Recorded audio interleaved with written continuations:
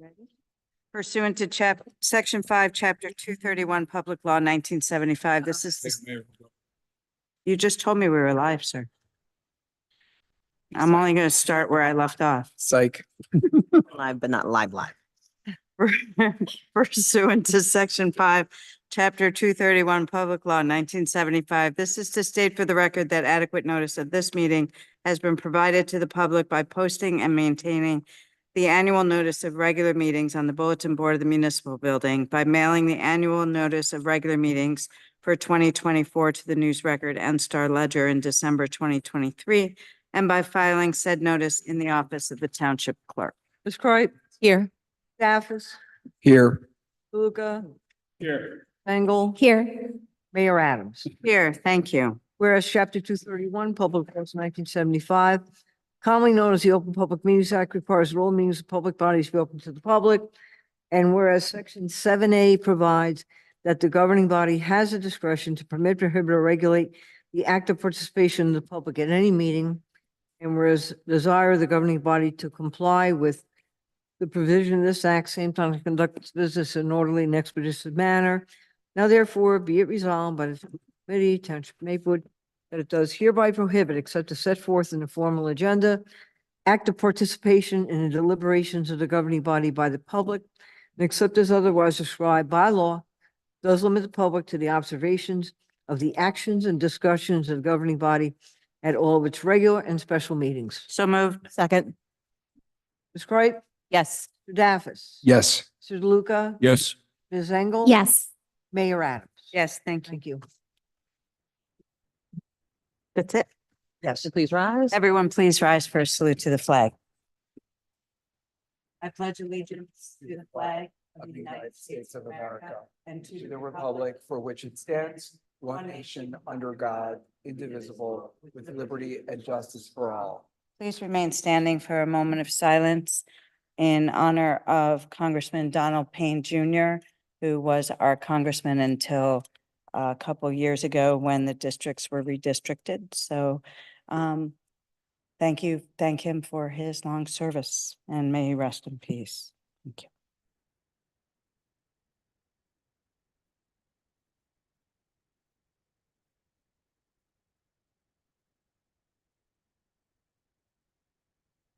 Thank you.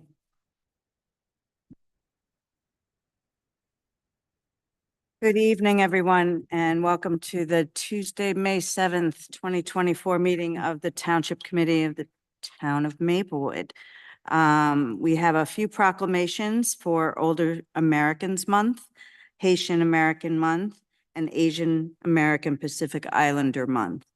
We also have an appointment to the Youth Advisory Committee that Ms. Engel will conduct. We have public comment for agenda items only.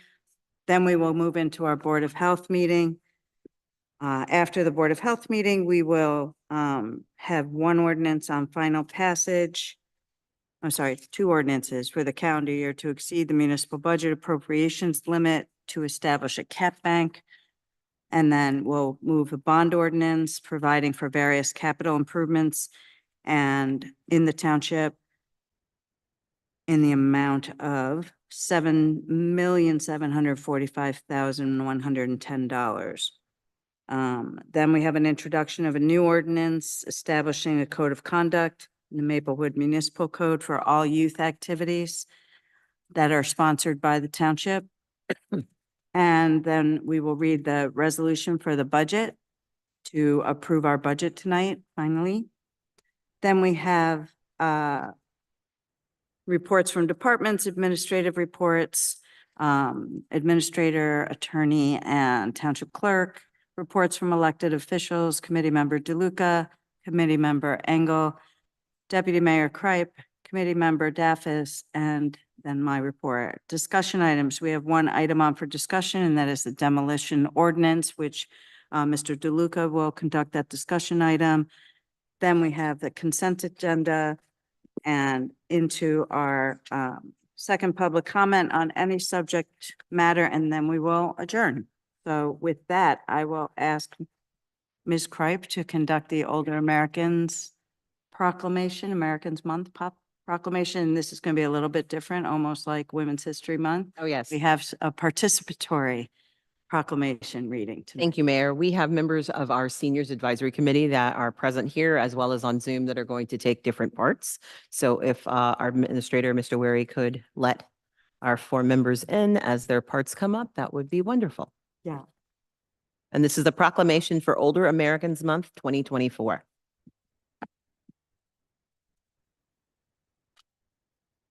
I put it up there.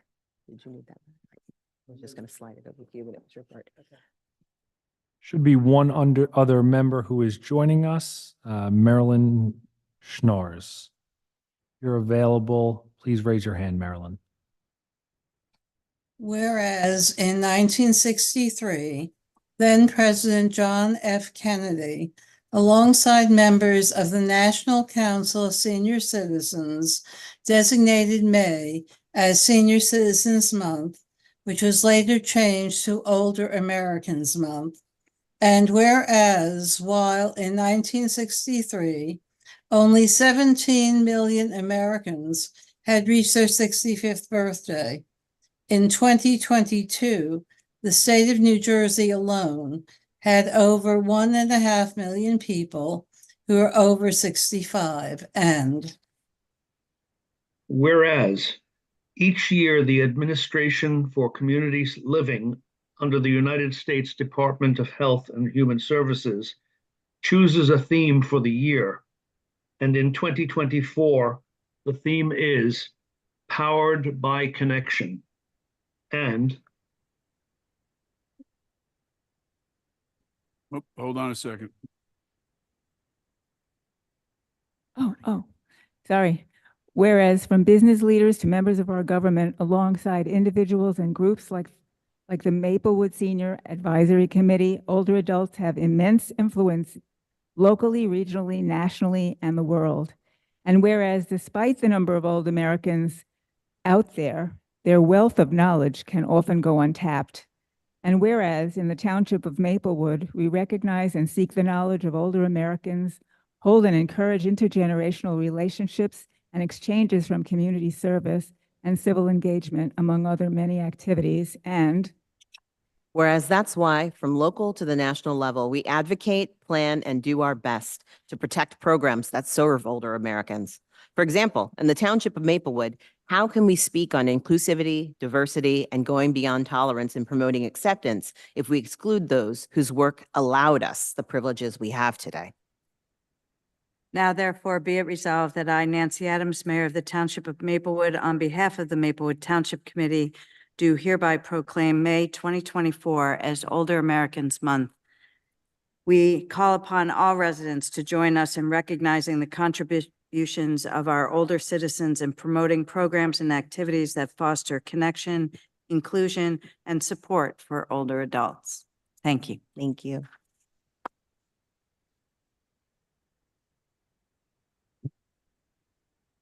And with that, I want to recognize Missy and Michelle, who run such great programs for our seniors. Looking forward to lunch. Thanks. Okay, now we'll move on to Mr. DeLuca for Haitian American Month. Thank you, Mayor. Whereas Haitian Heritage Month is celebrated yearly in May to commemorate Haiti's Declaration of Independence from the French in 1803. And whereas Haiti was the first independent Black nation in the Western Hemisphere, the second oldest republic behind only the United States, and is considered one of the few Black countries that successfully fought and won their independence. And whereas we speak of Roy Wilkins, Dorothy Cotton, and Bayard Rustin, we cannot forget the names of Toussaint Louverture and W.E.B. Du Bois, and the forefathers of the American Civil Rights Movement, who could look to an island in the Caribbean for hope regarding freedom, autonomy, and a sense of pride. And whereas despite how the news focuses on a specific narrative when it comes to Haiti, you can look around you here in Maplewood and around the world and see that it is but a part of the story. Whereas the endurance of the Haitian people throughout history has shown that whether man or storm, the people will continue to fight and develop Haiti against all odds. It is a nation undeterred by adversity. Whereas in Maplewood, we want you to understand diversity means something, that it isn't just the superficial of what you look like, but what culture you bring, the beliefs and thoughts that come from varied experiences, and how that can merge with what Maplewood has to make our town feel like a worldly place.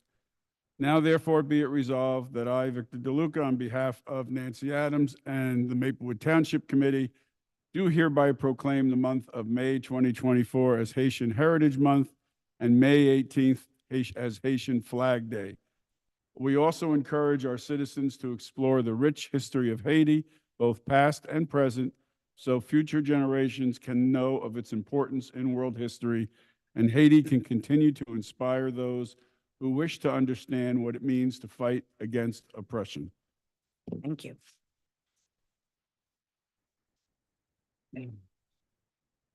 And Mayor, Yeah. I assume on May 18th, then we'll be raising the Haitian flag here at Town Hall. Yes, we will be. That's- Excellent. Asian American Pacific Islander Month, Ms. Engel. Whereas Asian American, Native Hawaiian, Pacific Islander Heritage Month is observed annually in May to celebrate the contributions that generations of AANHPIs have made to American history, society, and culture. And whereas the month of May was selected for two reasons.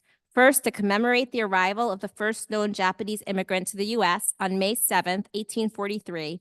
Secondly, to honor the completion of the Transcontinental Railroad on May 10th, 1869, which upwards of 20,000 Chinese workers helped to construct. The month pays tribute to the generations of Asian and Pacific Islanders who have enriched the United States history and are instrumental in its future successes. And whereas in 2024, the Federal Asian Pacific American Council announced the 2024 national theme is Advancing Leaders Through Innovation. And whereas leadership comes in various forms and varied places, from students at Columbia High School who will take command of the future, to those like Japanese-American Yuri Kochiyama, whose civil rights work led to the 1988 Civil Liberties Act, signed by Ronald Reagan, Ajay Bhatt, an Indian-American who created the Universal Serial Bus, commonly known as USB, and Dr. Catherine Luzuriaga, a Filipino-American who made the first well-documented case of functionally curing a child of the human immunodeficiency virus, HIV. And whereas what each and every name mentions and countless other Asian Americans, Native Hawaiians, and Pacific Islanders do every day is find opportunity, and when there isn't one to be found, they create it. And whereas while the United States has been synonymous with being called the land of opportunity, it is through the stories, the hardships, the triumphs, and the inspiration of both our immigrant community and those who have their families' culture instilled in them that we see new businesses, new leaders, new elected officials, and a shift in American society, which makes it more than the land of opportunity, and more so the country which allows places like Maplewood to be called home. Now, therefore, be it resolved that I, Deborah Engel, on behalf of Mayor Nancy Adams and the entire Maplewood Township Committee, do hereby proclaim the month of May 2024 as Asian American Pacific Islanders Month.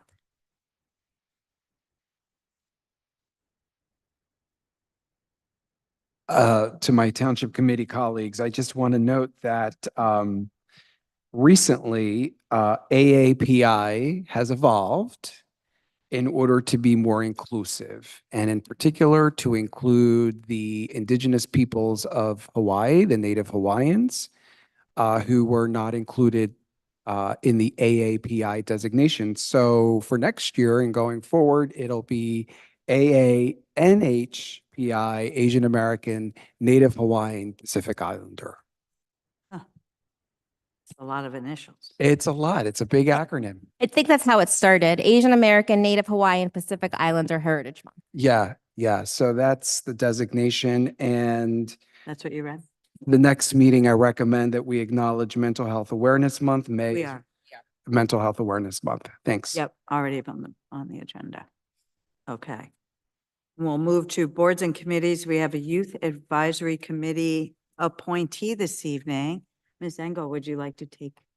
Yes, so I'm very excited that Ms. Violet Kessler has joined us to be appointed to the Youth Advisory Committee today. Ms. Kessler is currently the president of Maplewood Middle School's Student Council, and we are really excited to have her join. So Ms. Kessler, if you want to step up to the podium and just say a few words and introduce yourself, and then we'll take a vote. Hi, my name is Violet Kessler. I am the president of Maplewood Middle School Student Council, along with a lot of great team members there. But I'm very grateful for this opportunity, and I'm excited to begin to move forward. I just am really excited to be able to make change in my community and to be able to speak the voice of the youth. Thank you. Thank you.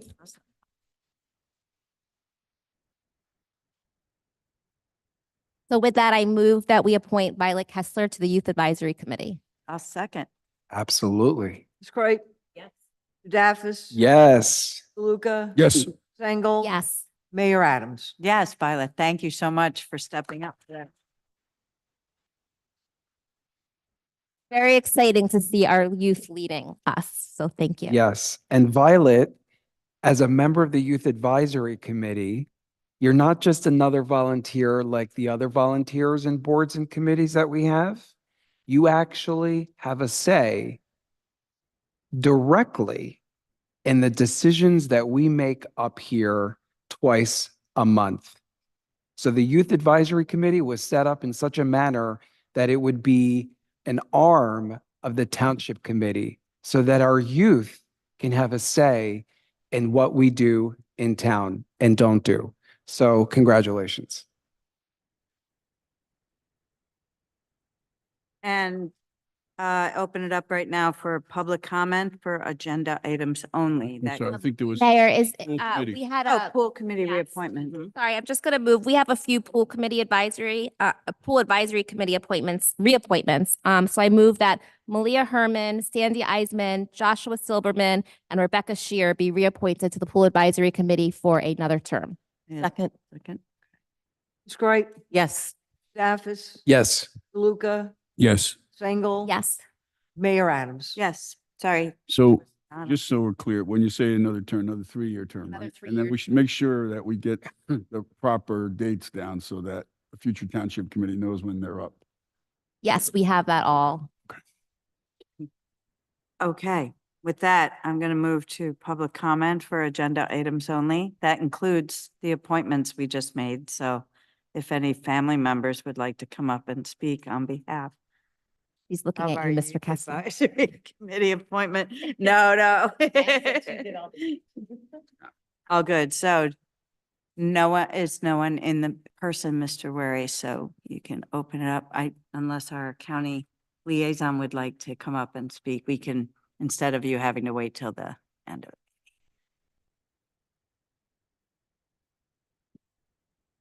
Good evening. My Good name Good evening. evening, Ms. Richardson Green. is the liaison for Maplewood. I'm also the Director of Training and Employment at the Essex County One Stop.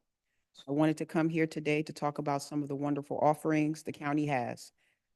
Saturday, May 4th, we're going to be having our hazardous household waste pickup. It's going to be at 99 West Branford Avenue in Cedar Grove from 8:30 to 4 p.m. Again, high-level acceptable items, herbicides, paint thinners, oil-based paints, light bulbs, things that won't be accepted, asbestos, regulated medical waste, commercial, industrial waste. I have this in all the other literature here. An exciting new event that we're going to be hosting at our One Stop at 50 South Clinton Street. We've stationed that we're going to have the mobile motor vehicle stationed coming once a month to the One Stop. The idea is that we're encouraging people to come to find more about our training and employment opportunities while having the ability to get into the DMV. Sometimes those appointments are still very difficult to procure, so we want to have a one-stop shop for them. So our first event is going to be May 10th. It's going to be from 10 to 2, and it's going to be appointment-based only. But the type of services that you'll be able to do is a driver's license, registration renewal, license plate drop-off, issuance of handicap placards, initial permits, duplicate titles, real IDs and non-driver IDs, boat renewals, veterans and disabled placards, and veteran stickers and licenses. So we'll be having pretty much a monthly event. So once that calendar is finalized, I'll make sure to get it to the township. Great.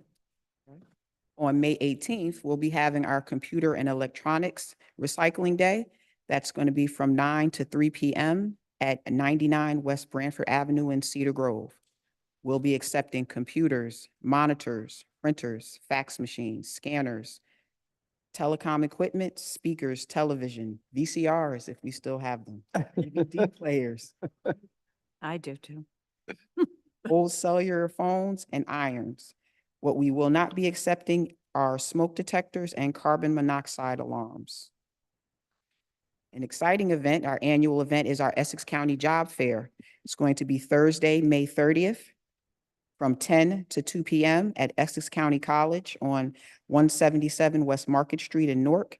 We have over 130 employers and service providers that have already confirmed their attendance from different firefighter organizations, law enforcement, government agencies, healthcare providers. So we have a large array of employers that are going to be on site, and they will be doing on-the-spot interviews. So if you pass Wow. that information around, just make sure people come with their printed copies of their resume or electronic versions available, because you may be surprised, you may get interviewed on the spot.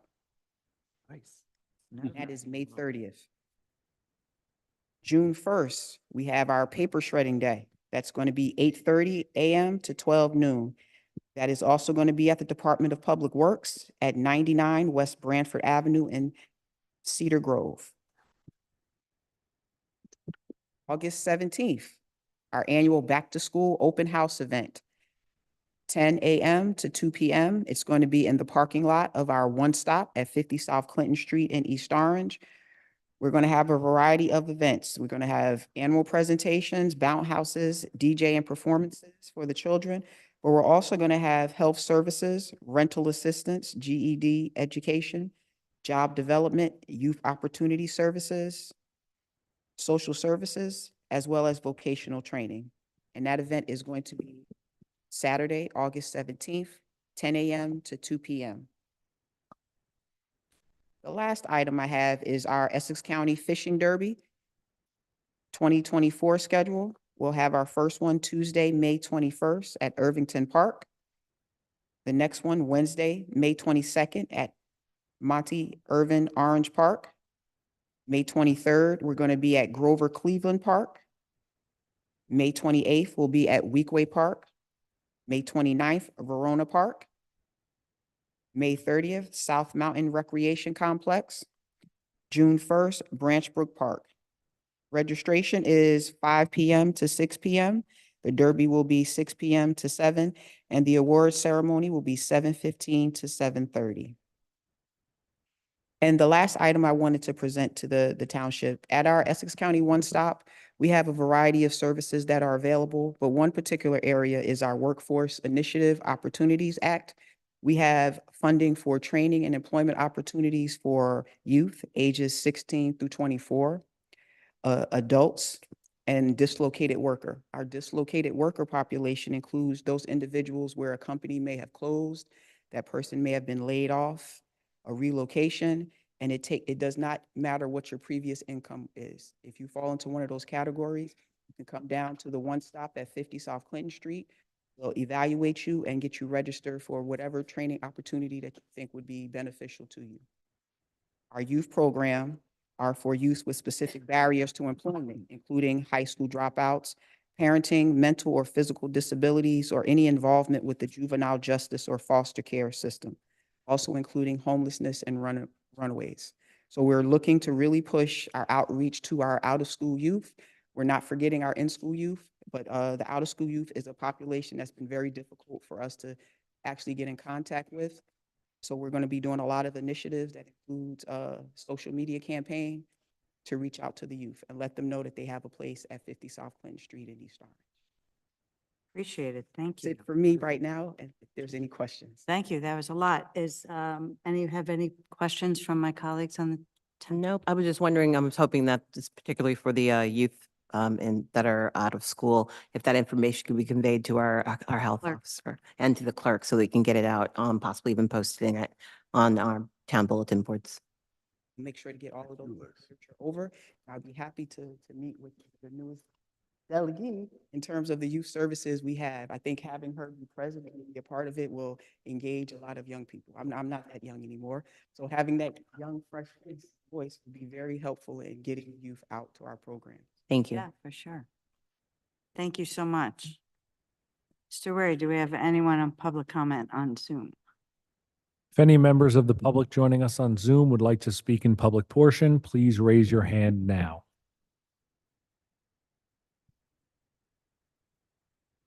I see no hands. Oh, hold on. Oh. I see one Turned hand, up. Mayor. I'm now moving over Deborah Ford, the panelist.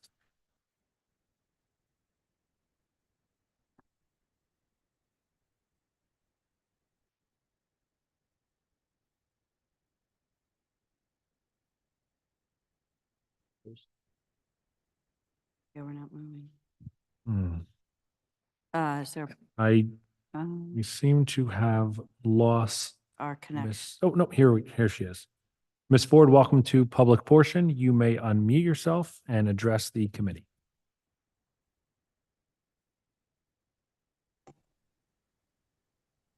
Good evening, everyone.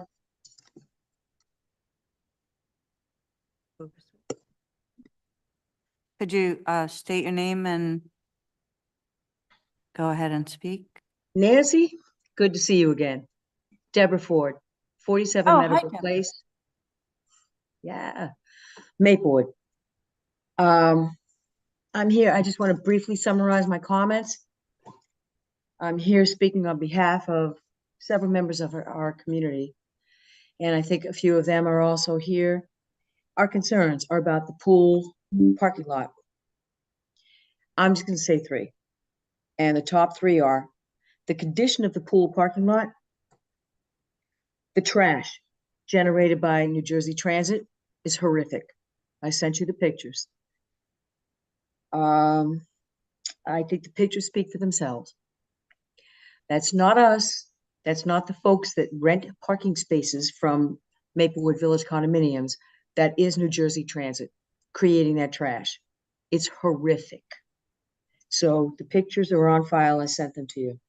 The second, the amount of vandalism that's going on in our lot, from breaking into cars, damage to cars, petty vandalism, I was just speaking to a community member tonight, taking the caps off of wheels so the tires go flat in the morning, just petty stuff like that.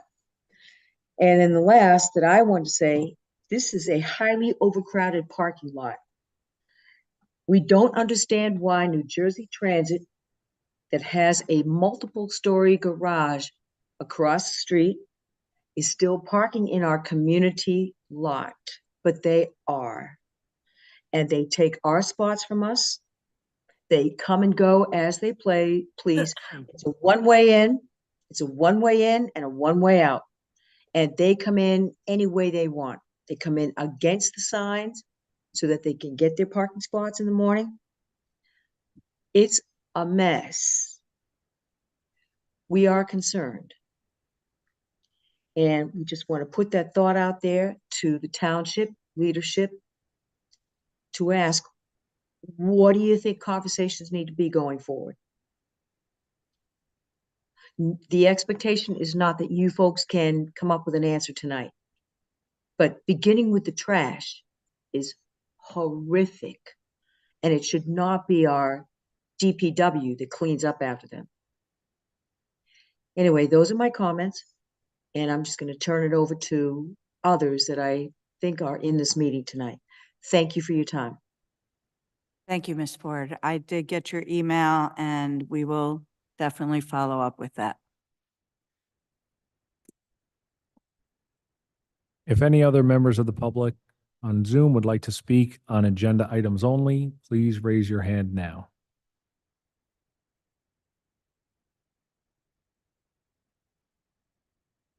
I see no hands, Mayor. Thank you. Hold on. Oh. I'm sorry, Mayor. P. Reese tonight. has raised their hand. I will now move them over to panelists.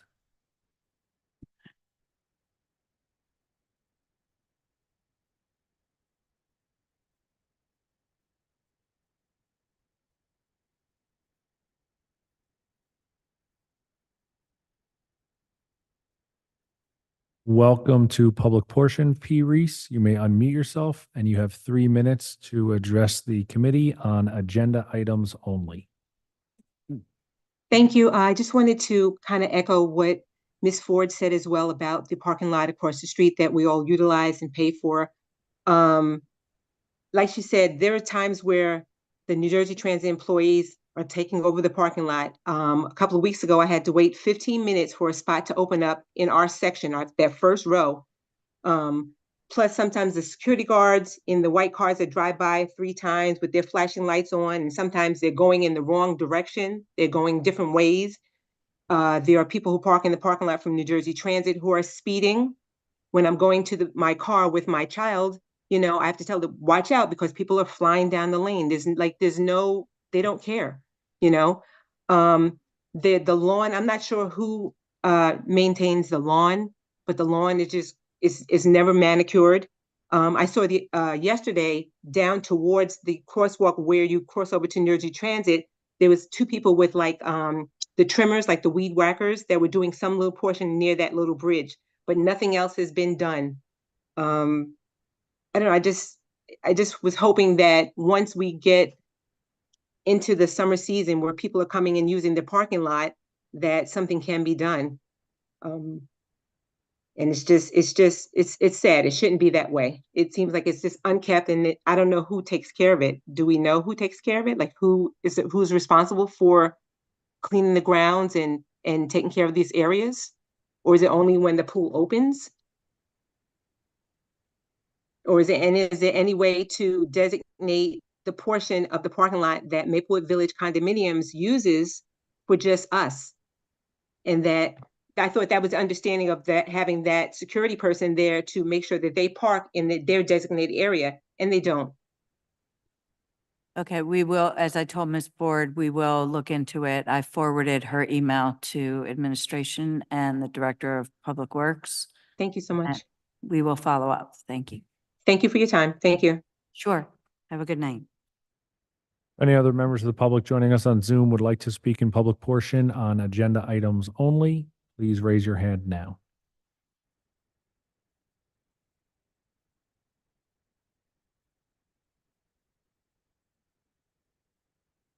I see no hands, Mayor. Thank you, Mr. Wary. With that, we have another public comment at the end. That's typically for any item, but we're happy to take people off of the agenda sometimes.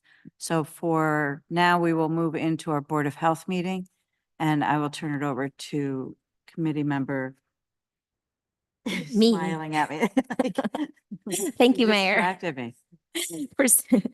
Pursuant to Section 5, Chapter 231, PL 1975, this is to state for the record that adequate notice of this meeting has been provided to the public by posting and maintaining the annual notice of regular meetings on the bulletin board of the municipal building, by mailing the annual notice of regular meetings for 2024 to the News Record and Star Ledger in December 2023, and by filing said notice in the office of the Township Clerk.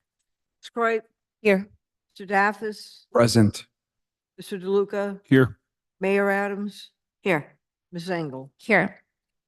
Whereas Chapter 231, Public Laws of 1975, commonly known as the Open Public Meetings Act, requires of all meetings of public bodies be open to the public. And whereas Section 7A provides that the Board of Health has the discretion to permit, prohibit, or regulate the active participation of the public in any meeting. And whereas desire the Maplewood Board of Health to comply with the provision of this act, same time to conduct its business in an orderly and expeditious manner. Now therefore be it resolved by the Maplewood Board of Health, Township of Maplewood, does hereby prohibit, except as set forth in the formal agenda, active participation in the deliberations of the Board of Health by the public, except as otherwise prescribed by law, does limit the public to the observation of the actions and discussions at all the regular meetings of the Maplewood Board of Health. So moved. Second. Ms. Croy, Here. Yes, sorry. Daffis, Yes. Mr. DeLuca. Yes. Mayor Adams, Yes. Ms. Engel. Yes. I move to approve the Board of Health meeting minutes from April 2nd, 2024. Do I have a second? Ms. Kreis, Yes. Mr. Daffis, Yes. Mr. DeLuca, Yes. Mayor Adams, Yes. Ms. Engel. Yes. And now I will turn this over to our Health Officer, Candace Davenport. Hello, good evening, everyone. Good evening. We will start with some happy news. As you can see, we have the designation of officially from the Mayor's Wellness Campaign for a Healthy Town. They have asked us if we could take a picture with the banner that they provide for us and the plaque with the Township Committee. If we could do that now, that would be great. Give you guys Okay, a we chance to can do it start now. too. That's great. Be out here, go down there. Oh.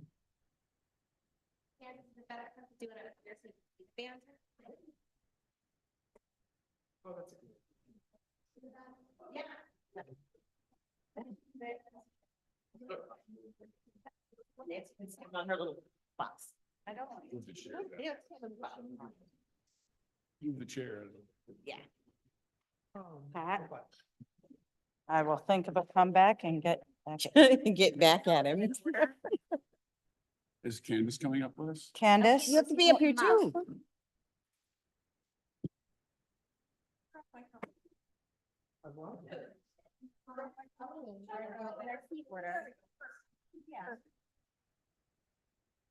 Smile. Gorgeous. Oh, I forgot to take my glasses off. Wait, we gotta take it again. We're gonna take them off. That's your chair. That's my chair. Whose chair is it? Oh, that's nobody's chair. That's my imaginary friend. I'm not the one that like doesn't move. Imaginary friend. Everything else okay? Are you All bored? right. Brilliant. How many names did you Okay. believe us? I said Mr. DeLuca, Ms. Engel, would everybody like to get back into the meeting? you. Yep, That would so be we'll great. resume the Board of Health meeting. Next slide, please. Oh, thank you. And then next slide, please. So thank you for all the great proclamations this evening. I also want to acknowledge a few other things for the month of May, which is very busy. We're celebrating National Nurses Week this week. So I wanted to acknowledge our nurses in the office, Anna Markarova, who is our public health nursing supervisor, and Julia Kanowitz, who is our per diem public health nurse who goes out and does our health screenings. So that's a picture of her at the senior center doing some health screenings this month. So thank you. Moving on, we are also in Women's Health Month. So the county is also providing on May 8th, which is tomorrow at Branch Brook Park. They're providing mammography and pap smear services, as well as other health screenings. Oh, next slide, sorry. There we go. Yep. So we're letting people know that these are free services that can be provided and they're available. And thanks to the county for doing that. Next slide, please. May is also Mental Health Awareness Month. Mental health is a really important topic for the health department as well as for our elected officials in the township as a whole. So we want to acknowledge some of the services that are available that people may not know about.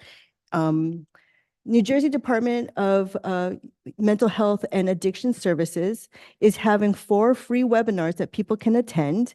We will have this PowerPoint presentation available online to our residents, and they'll be able to register at those locations.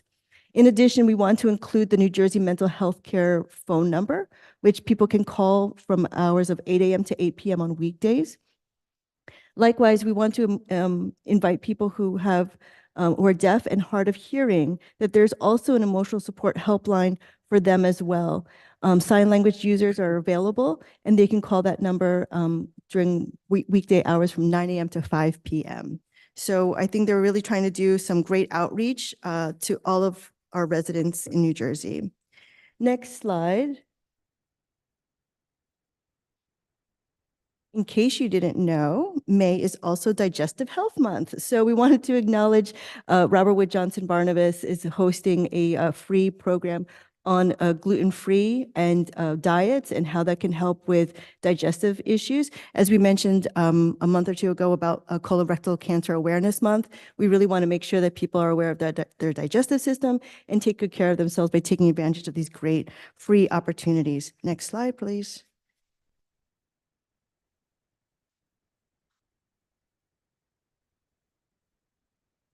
Oh, it takes a while. Okay, super. So there's also free Save Cancer screenings. They're hosted throughout the month of May. I just want to say they have a new format. And what you can see here is that they have a lot more opportunities for mammography screening with their mobile van that comes out.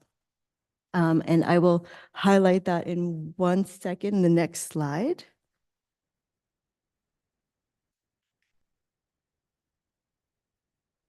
Surprise, guess who's coming to our June 15th Community Health Fair? It's the mobile van. So we were able to secure them. We were looking for offering the services to 25 women who need it. There are eligibility requirements according to the county. However, it's open to people who are uninsured as well as certain insurances will be taken.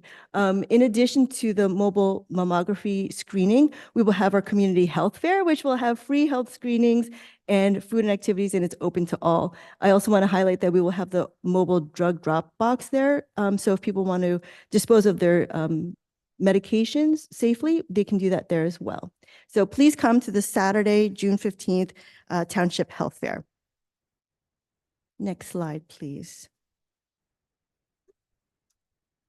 And as we transition into the next slide, speaking of health affairs, our local health outreach coordinator, Sarah Taylor, attended the CPAC SOMA resource fair over the weekend. So we represented the township there with many services and resources and talked to residents about all of our inclusive opportunities and services, which was in line with the topic of the day. So we were happy to give them and provide residents with, we had this information from Partnership for Maternal Child Health on vaccinations and like nice materials that children can use when they're visiting the doctor's office. So that was great.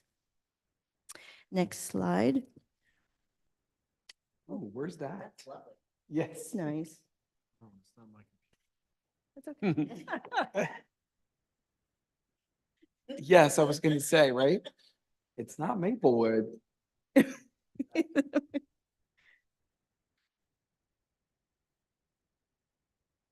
was so calming.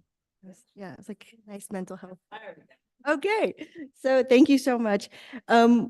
Our nurse and local health outreach coordinator coordinated with the Partnership for Maternal Child Health and the school district, where they were able to educate all 7 satellite district pre-K classrooms, reaching about 200 families to teach about childhood lead poisoning prevention. So this was a really great thing. They gave information to the children, and the children sang songs about how to watch for lead in their homes. Next slide, we move on to animal control. So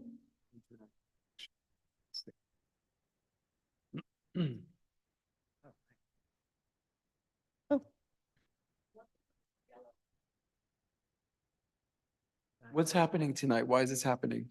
Laptop is having trouble connecting to the internet. It's not affecting anything at home. It's only affecting what you see here. I think after this, we can restart that computer. So we're back on for the next public portion. okay, thank you very much. So you've seen this slide before. We just want to acknowledge it again because you may have seen recently that we released a press release regarding the importance of leashing dogs in public parks. In the US, over 800,000 people need medical treatment from dog bites each year. According to the CDC, more than half of the dog bite victims are children. Young children especially can have serious injuries from dog bites. Next slide, please. In Maplewood, there have been 36 accounts of dog bites in 2023, and year to date, we've had 8. So one of the things we want to mention is that dog bites are preventable. And next slide too, please. And as I mentioned, it's really important to protect our children. So more than half of the dog bite victims are children. Next slide. And this will be the last slide on the dog bite issues. People who have gotten the dog bites that have been reported, 1 in 4 of the cases that we've responded to have no information about the dog that bit them. So they probably would get bitten, the person leaves with the dog, and they don't know if they've been vaccinated for rabies, which means that the person has to go back to the hospital and incur a lot of costs and ER visits and the rabies vaccination, which is not fun to get. So we advise people to do the following things when they do get a dog bite, which is to get the information from the owner, wash and clean the wound, take any pictures of any injuries and damages, report any loose dogs to the police department, who can contact animal control, and file an animal bite report to the police department and call the health department during regular business hours. So we hope that people will heed this and leash their dogs. For those who own dogs but can't afford their rabies vaccine, we are hosting a rabies vaccine clinic. There will be 2 this year. This one happens to be on Sunday, June 2nd from 11 to 1 at the South Essex Fire Department headquarters on Sloane Street. So this is open to both Maplewood and South Orange residents. Next slide. This is a report from Bloomfield Animal Control for the month of April. We had 16 animal control calls, roughly between domestic and sick and injured wildlife. Next slide, please. Moving on to environmental health, one of the main topics that I'm going to talk about today is our heat advisories. So we just want to distinguish for people as they look at this slide this month, what the differences are between heat exhaustion and heat stroke and the symptoms to look for. Extreme heat, as we know, is defined as a period of high heat and humidity with temperatures above 90 degrees for at least 2 to 3 days. In extreme heat, your body works extra hard to maintain a normal temperature, which can often lead to morbidity and death, especially for those who have vulnerable diseases and chronic diseases. Next slide. So those who are at most risk for heat-related illnesses are the following. Of course, anyone could be at risk for heat-related diseases, but we really want to target these populations. As you know, we have the 211 phone number, which will direct people to New Jersey cooling centers. The Hart Community Center for us is our cooling center, as well as the police department lobby. Next slide.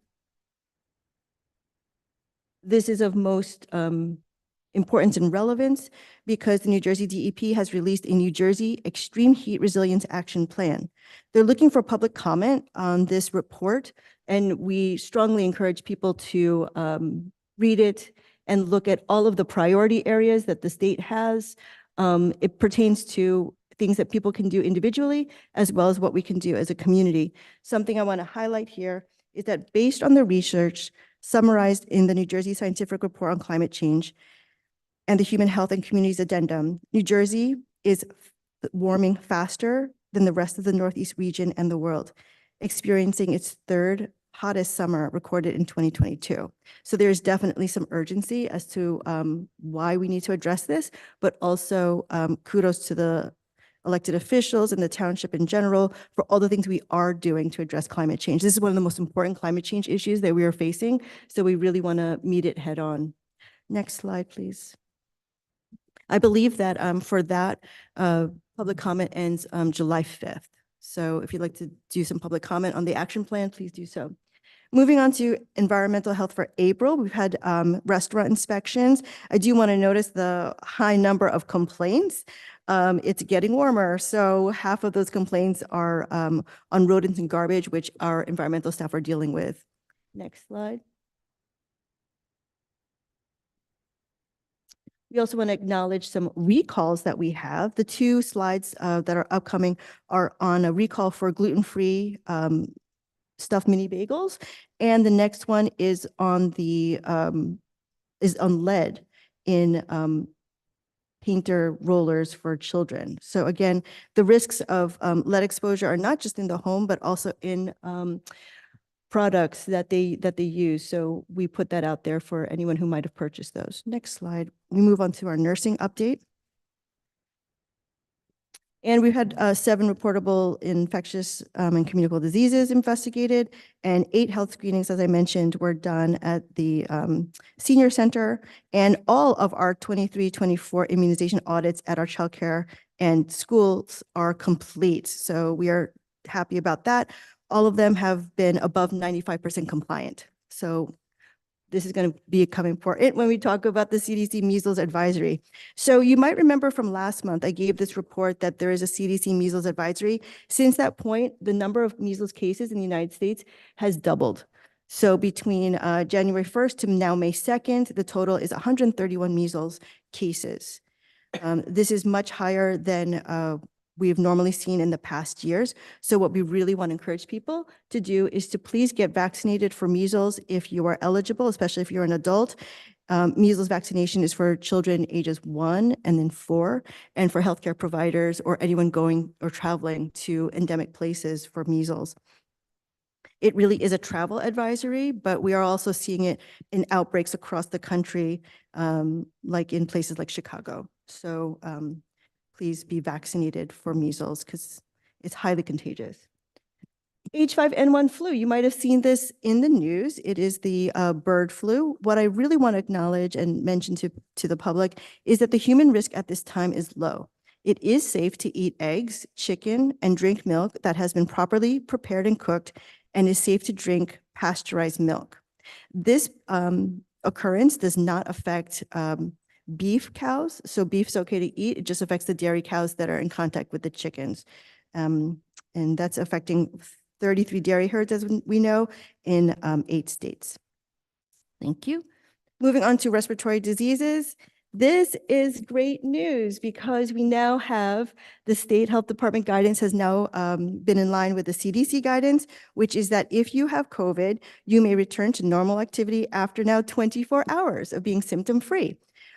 So that's new, and we are happy that we are in this interpandemic phase. I really like this layout and this graphic because it really does show you what we have all been through.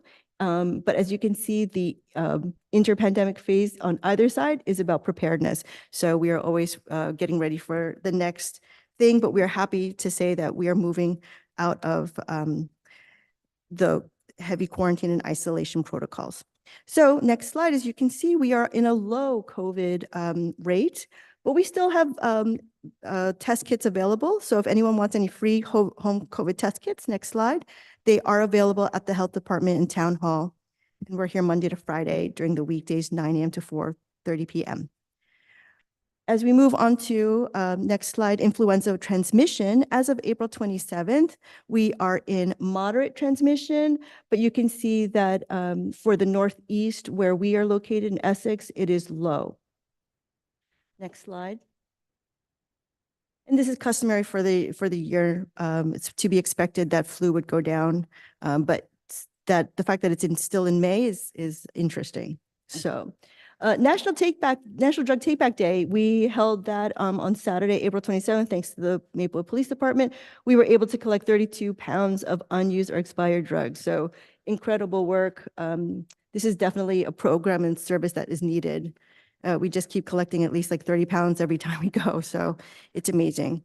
Next slide is that we are going to Winchester Gardens with the Maplewood Police Department. They meet at Winchester Gardens at least once a month. So they've invited us to speak on safe medication practices. So we'll be providing that on Tuesday, May 21st, where they'll learn about safe medication practices and the risk of medication misuse. We're also looking for a senior member for our municipal alliance. So hopefully we'll find one there. Next slide, we just want to always include information on 4 ways to get naloxone.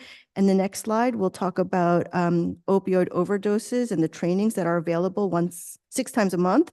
And then we have the Make the Right Call slide is our last slide for the evening, always trying to let people know that we have those 4 numbers which are available for emergency, mental health crisis, social services, and poison control. Thank you. Thank you so much. Do any of my colleagues have any questions for Ms. Davenport? Mr. DeLuca.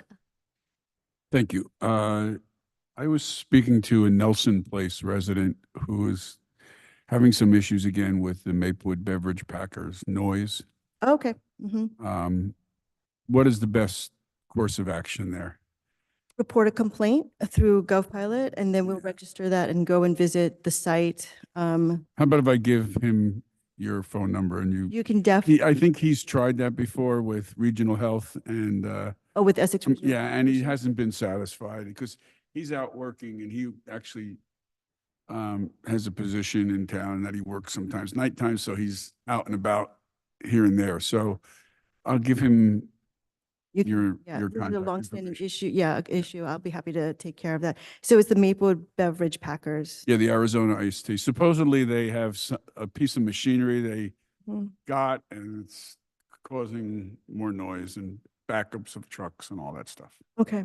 Yeah, I'll be happy to talk to Okay. the resident. Thank you. Anyone else have any questions for Ms. Davenport? I guess in that same strain, there's been a few complaints from residents near Rutgers in regards to trucks idling. They continue to do it. And the air quality, actually, that was something that one of the residents actually recommended is could we have a study of air quality in that neighborhood? Because we've had one child already hospitalized, and when they came home, the minute they drove through the area, they started having respiratory issues again. Absolutely. Okay, right. So trucks idling on Rutgers Street. Okay, we will get on that as well. Okay, thank you very much for those. I have a question. So a while back, we successfully completed a community health assessment specific to Maplewood. Has that information been made widely available Uh, to the public? We have, I believe, made a report, provided a report on it in our Board of Health. And it was included in the master plan information, but we can put it out again with our main findings and then the 3 initiatives that came out, that are coming out of that. Right, because, you know, as Deputy Mayor Kripe just mentioned, I wonder if we can use the assessment that was done to delineate specific vulnerabilities in different parts of town so that we could, with our policy decisions and other things that we do, address those vulnerabilities, right? Like, is air quality and respiratory issues in that part of town, is that something you're not going to remember offhand, of course? But, you know, these are the kinds of things that I think a lot of work went into the community health assessment. And it's one of the reasons why we got a healthy town designation, worked really hard on that. So I think we should, you know, spotlight these and find ways to specifically address them and to make us aware of them so that we're not unintentionally with initiatives that we move forward, we're not In the wrong places or not targeting the right. yeah, that we're not having unintended consequences. Right. Okay, yeah, we can also use our community health dashboard data Right. for that as well, because that really brings us down to a more granular neighborhood area, so we can look at those more closely, and I can give a report next month on that. That would be great. Yeah. Thank you. Super. Any other questions for Ms. Davenport? Okay, then we invite the public to ask our health officer some questions. Mr. Wary will help facilitate that. If any members of the public joining us on Zoom would like to speak in public portion, please raise your hand now.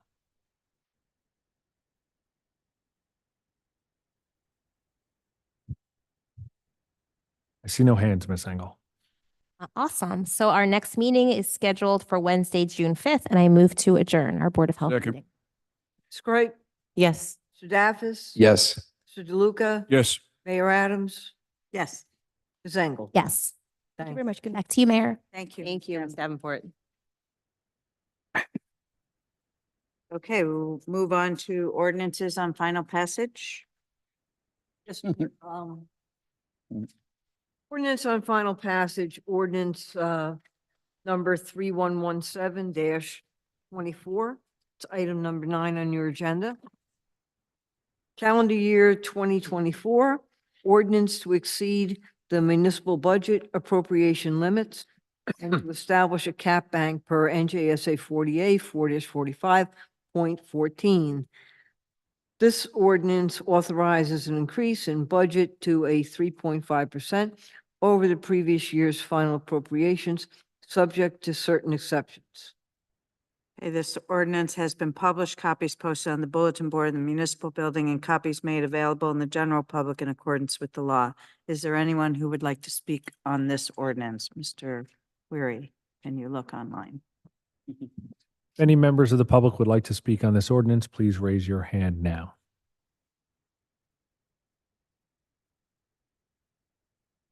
I see no hands, Mayor. Seeing none, is there any I have to move it. I move this ordinance be adopted as a whole. The clerk be directed to publish the same as a passed ordinance in the Maplewood South Orange News Record according to law. I second it. Is there any discussion by my colleagues on the committee on this ordinance? Okay, then Right? Yes. Mr. Daffis? Yes. Luca? Yes. Zengel? Yes. Mayor Adams? yes, thank you. The next bond ordinance. Yes, Mayor, also on final. Bond ordinance number 3118-24. Bond ordinance providing for various capital improvements in and by the Township of Maplewood in the County of Essex, New Jersey, appropriating the aggregate amount of $7,745,110, therefore, and authorizing the issuance of $7,408,060 in bonds or notes of the township to finance part of the cost thereof. Okay, this ordinance has been published, copies posted on the bulletin board in the municipal building, and copies made available to the general public in accordance with the law. Is there anyone who would like to speak on this ordinance, Mr. Wary? If any members of the public joining us on Zoom would like to speak on this ordinance, please raise your hand now.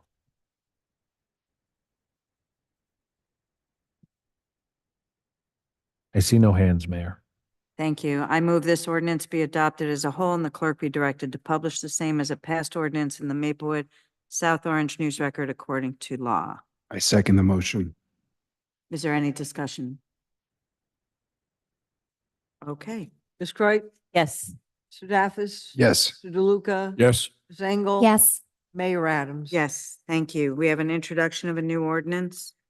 Yes, Mayor, on introduction, item number 10, ordinance number 3120-24 is an ordinance establishing Chapter 101 Code of Conduct in the Maplewood Municipal Code for all youth activities, events, sponsored by the Township of Maplewood.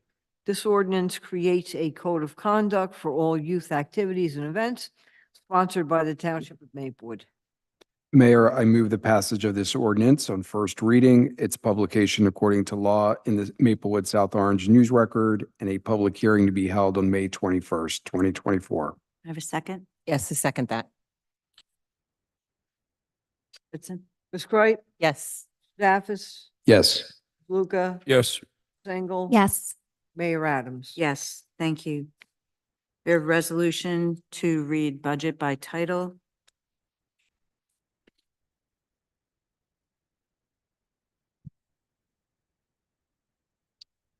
Resolution 161-24 is a resolution to read the budget by title.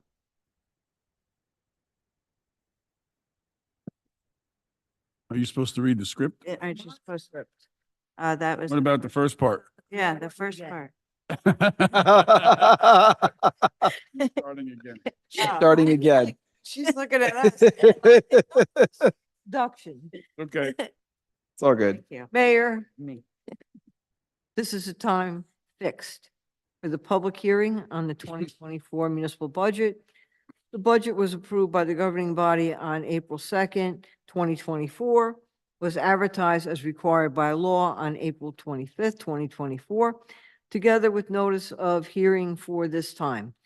Printed copies have been made available to the public right on this desk and during the past week, and a supply is here for anyone desiring a copy. Anyone who has not secured a copy of the budget may do so now on Ms. Fritzen's desk. Okay, Mayor, I have a resolution regarding the reading of the budget by title only. And that now is Resolution 161-24, resolution to read budget by title. I offer the foregoing resolution and move its adoption. I second the motion. Resolution is adopted. We have to vote on it. We have to vote on it. We have to vote on it first. After we vote on it, Ms. Price? Yes. the script needs some work. Yes, it does. Yes. Engel? Yes. Mayor Adams? Yes. Okay, resolution is adopted. Yay. We could even put a word "the" in front of it. Before opening this hearing, I wish to outline the procedure. Each person desiring to be heard will raise their hand on Zoom and give his or her name and address before speaking. I will recognize one speaker at a time in order of raising their hand on Zoom, as nearly I can determine. Address all questions to the chair. Where necessary, they will be referred to individual members of the governing body or municipal officials. Questions must be confined solely to the municipal budget before us. School or county matters are not proper subjects of this hearing and cannot be discussed or answered here tonight. I now declare open the public hearing for the 2024 municipal budget. Is there anyone on Zoom who would like to speak? If any members of the public joining us on Zoom would like to speak in public portion regarding the 2024 municipal budget, please raise your hand now.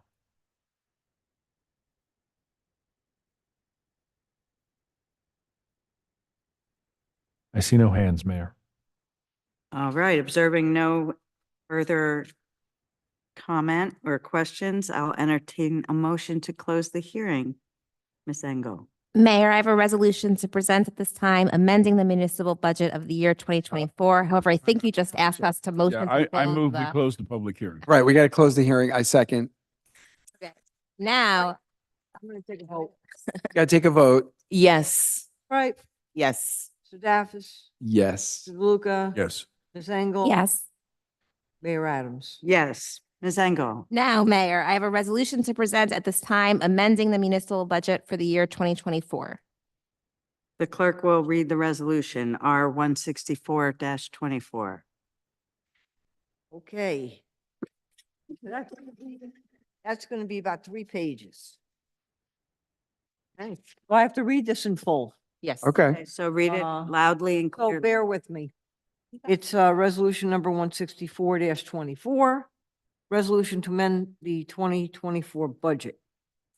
Whereas the local municipal budget for the year 2024 was approved on the second day of April 2024, and whereas the public hearing on said budget has been held as advertised, and whereas it is desired to amend said approved budget, now therefore be it resolved by the Township Committee, Township Maplewood, County of Essex, State of New Jersey, that the following amendments to the approved budget of 2024 be made. General revenues. Surplus anticipated from $2,255,000 even to $2,259,668 even. Total surplus anticipated from $2,255,000 even to $2,259,668 even. Miscellaneous revenues, section F.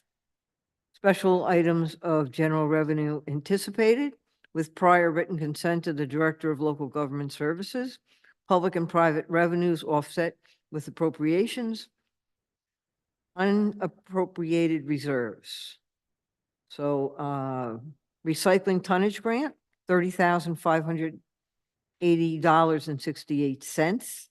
Safe and secure grant, $26,333,075. Bulletproof vest program, $855.12. Emergency management performance grant, $20,000 even. Apothecary and private cannabis grant, $9,590.65. UTEX, you drive, you pay grant, $2,000 even. National Opioids Settlement Fund, $19,494.98. Clean Communities Grant, 30 cents. Lead programs grant, $17,700 even. New Jersey Health Officers Association grant, $35,939.06. Total section F, special items of general revenue anticipated with prior written consent to the Director of Local Government Services. Public and private revenues offset with appropriations. This is the from column. $467,744.51. Two, $630,239.05. Summary revenues. Number one, surplus anticipated. That's sheet 4, number 1. Again, from the from, $2,255,000 even to $2,259,668 even. Miscellaneous revenues, total section F, special items of general revenue anticipated with prior written consent to the Director of Local Government Services.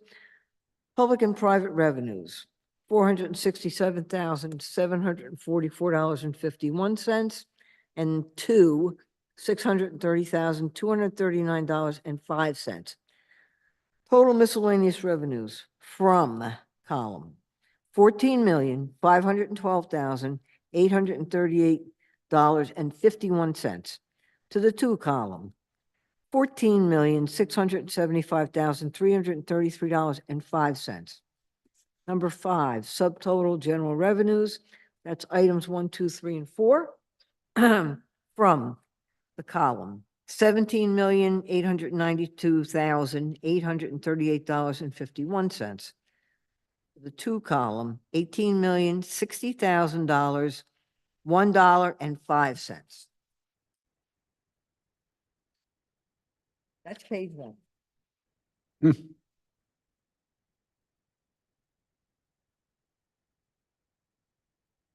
Item 6, amount to be raised by taxes for support of municipal budget of local tax for municipal purposes, including reserve for uncollected taxes, and starting out with the from column and then going to the to column. $39,231,000, $606.08 to $39,231,606.35. Total amount to be raised by taxes for support of municipal budget, $40,999,203.24. To column, $40,999,203.51. Total general revenues from $58,892,041.75 to $59,059,204.56. General appropriation, A, operations excluded from caps. Public and private programs offset by revenues. Unappropriated reserves. Recycling tonnage grant, $30,580.68. Safe and secure grant, $26,333.75. Safe and secure grant, $855.12. Wait a minute. Okay. Emergency management performance grant, $20,000 even. Apothecary and private cannabis grant, $9,590.65. You text, you drive, you pay grant, $2,000 even. National opioids settlement fund, $19,494.98. Clean Communities grant, 30 cents. Lead programs grant, $17,700 even. New Jersey Health Officers Association, $35,939.06. Total public and private programs offset by revenue. From the from column, $471,244.51. to the two column, $633,739.05. Item 8, general appropriation. First numbers will be from, and the second set of numbers will be to the two. Total appropriations excluded from caps from $14,699,310.75 to $14,861,805.29. Detail, salaries and wages, $3,587,563.08 to $3,587,563.08. Other expenses, $10,775,688.12 to the two column, $10,885,833.70. Okay, municipal debt service excluded from caps. Interest on bonds, $2,248,789 even to $2,253,457.27. Total municipal debt service excluded from caps, $6,952,789. Two column, $6,957,457.27.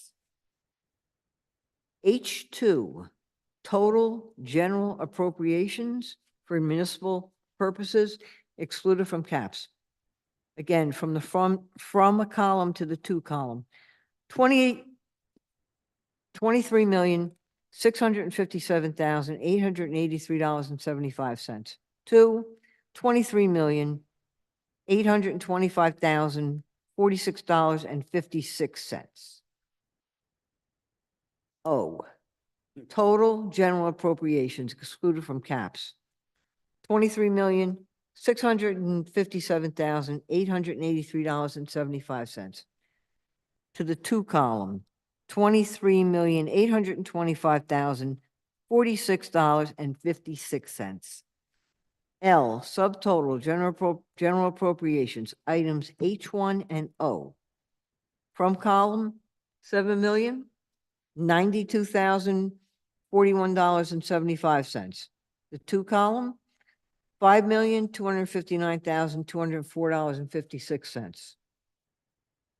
Total general appropriations from column, $58,892,041.75 to the two column,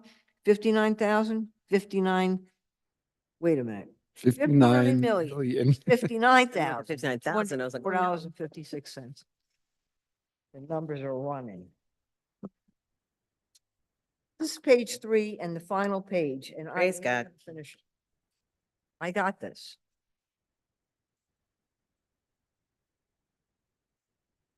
Item 8, general appropriation.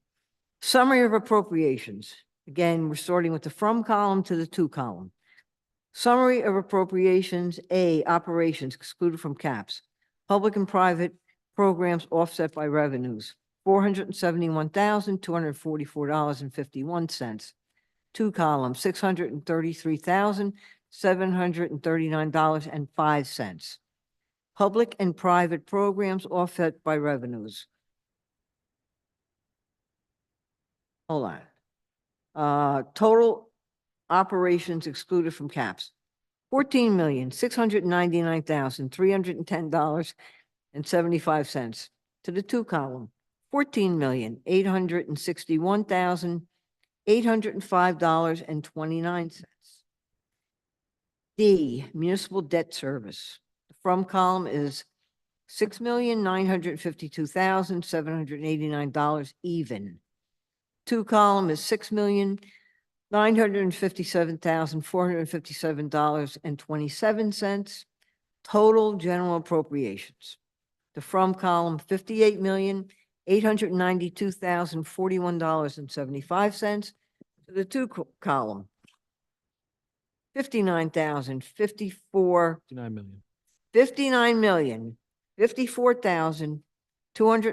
$59,054,204.56. Item number 11, appropriations for swimming pool utility, debt service, payment on bond anticipation notes and capital bonds from $43,000 even to $41,068,000. Wait a minute. $41,068 even. Interest on bonds, $103,720 even to $105,652 even. Be it further resolved that a certified copy of this resolution be uploaded on the FAST system to the Director of the Division of Local Government Services for certification of the 2023 local municipal budget so 24. amended. 2024 for municipal. Up, okay, the numbers are killing me. Make that 2024. You got this. That's read in full. That's it, Ann. Am I right? Good job, Clerk Fritzen. Okay, Ms. Engel? I offer the foregoing resolution and move its adoption. Mr. Duffy? I second the motion. Ms. Wright? I think we Yes. missed, I we missed a skip couple of the- numbers. Could you Yeah, go could back? you- yeah. We'll let Ms. Credidio. read Right. it next. Yes. Daffis? Yes. Mr. DeLuca? Yes. Zangle? Yes. Mayor Adams? Yes. Never allowed to do that Thank you. again. The resolution is adopted. The next thing isn't true, is it? Section 2 Where are we? At the bottom. at the Mayor, bottom. The last clerk statement. Down the bottom of your script, which No, needs she doesn't. work. That's not me. That's certification of the resolution. Clerk, Mayor, I will. Oh, I'm see- sorry. All right, Mayor. I will read section 2 of the adopting resolution for the 2024 budget. And I could do that because I know it's easy. Okay. Hold on.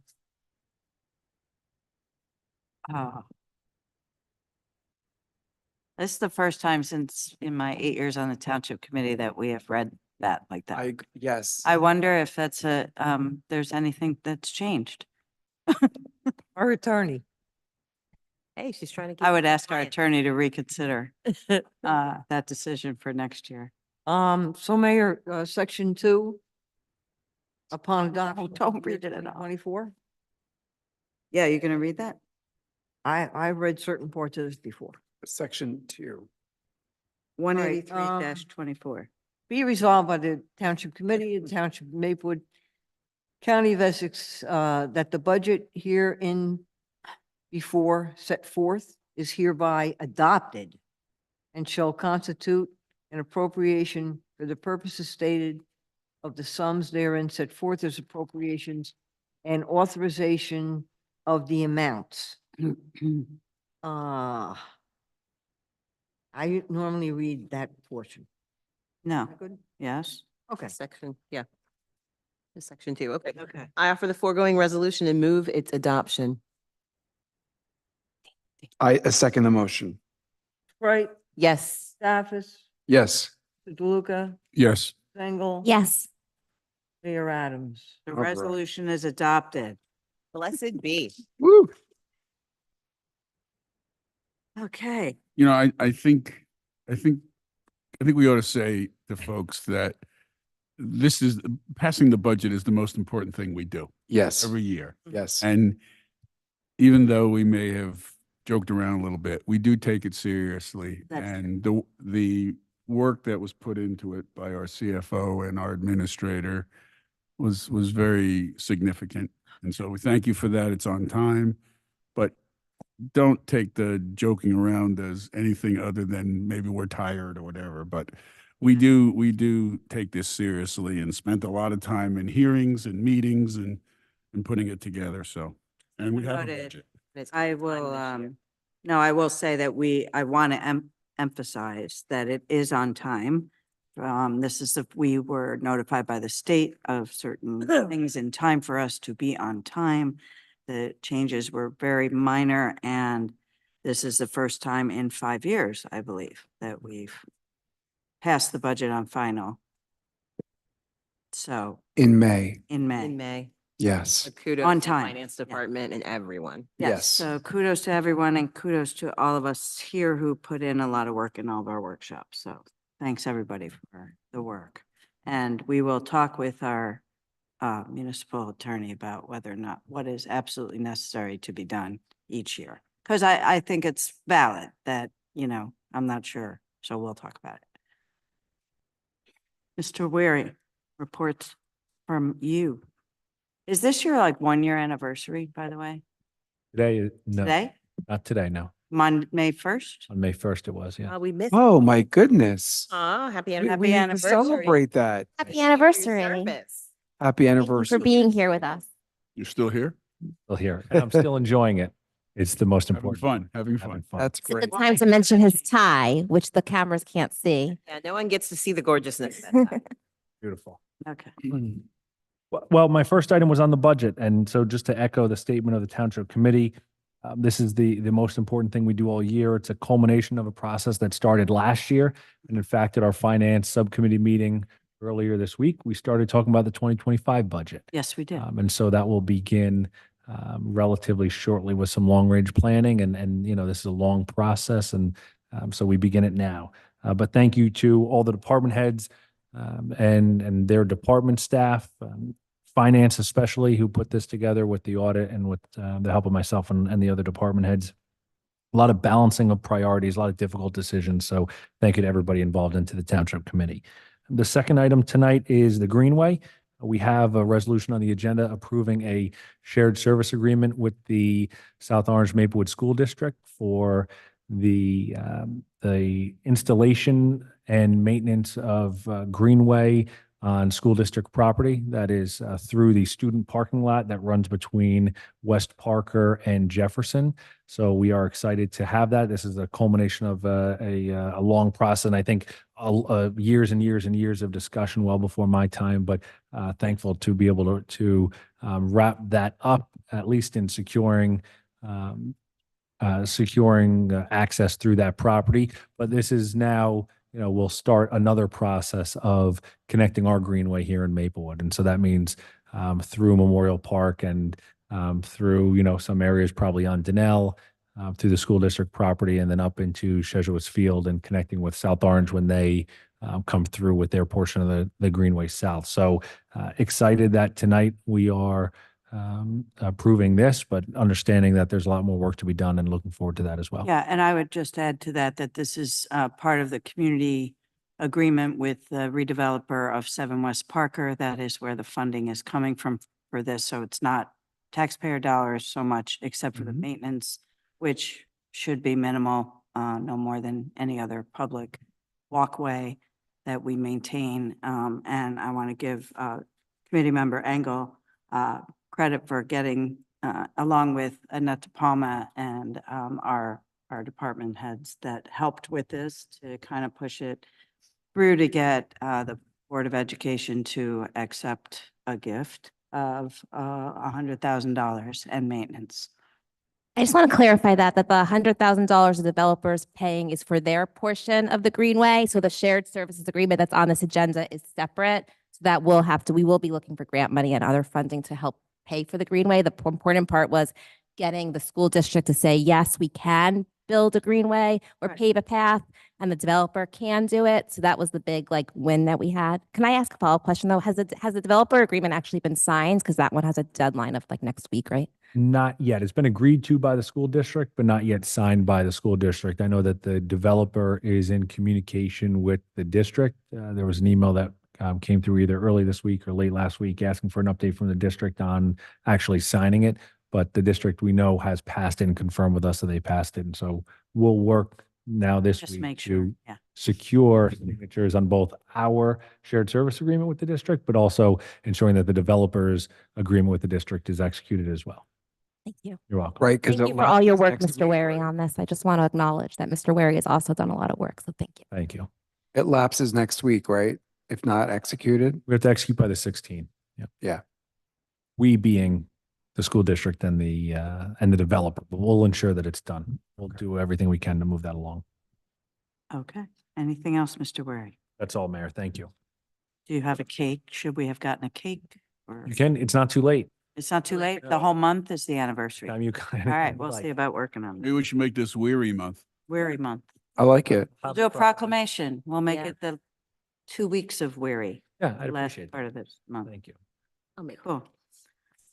Ms. Credidio, Township Attorney. Good evening, Madam Mayor. One item for report tonight, the prospective amendments to redevelopment area 1 and 3, the redevelopment plan that we discussed at the last meeting. We've had further conversations with our planner, Paul Greigel, and there are 2 additional items that he's reviewing in connection with those prospective amendments. The first, very simple, it's a potential increase to the total number of units in the area, as we did add property to the area. So we enlarged it. So he will check on that. He's also looking at whether we need additional language. There's been a question presented about if we allow top floor units to have a lofted space, whether we need specific approval in the plan for that lofted space, with some definitions of a mezzanine, maybe some floor area ratio requirements. So he's looking at that as well. We're expecting to be able to bring something to you on the 21st. And just to clarify, that's redevelopment areas 1 and 3. That's what number on Springfield Avenue and then around the corner on Vermont? So 8 Vermont is 8 the Vermont. property that we just added. Was it 19? I'd have to check on. Yeah. 17, no, I don't know. I'd have to check on the cross. Low number. But if you'll give me a minute while Ms. Fritzen's giving. Sure. Yes. That would be great. Yeah, I think that's important because general public wouldn't really know what redevelopment 1 and 3. Are you bringing that for introduction or discussion? It's your. Information. Because you went over the changes last time, Mayor, and I think we said we wanted to move forward with it, right? Right. And we're waiting for Mr. Greigel to make the Okay. So final What are we going to changes. do? dramatic in his review of those 2 issues.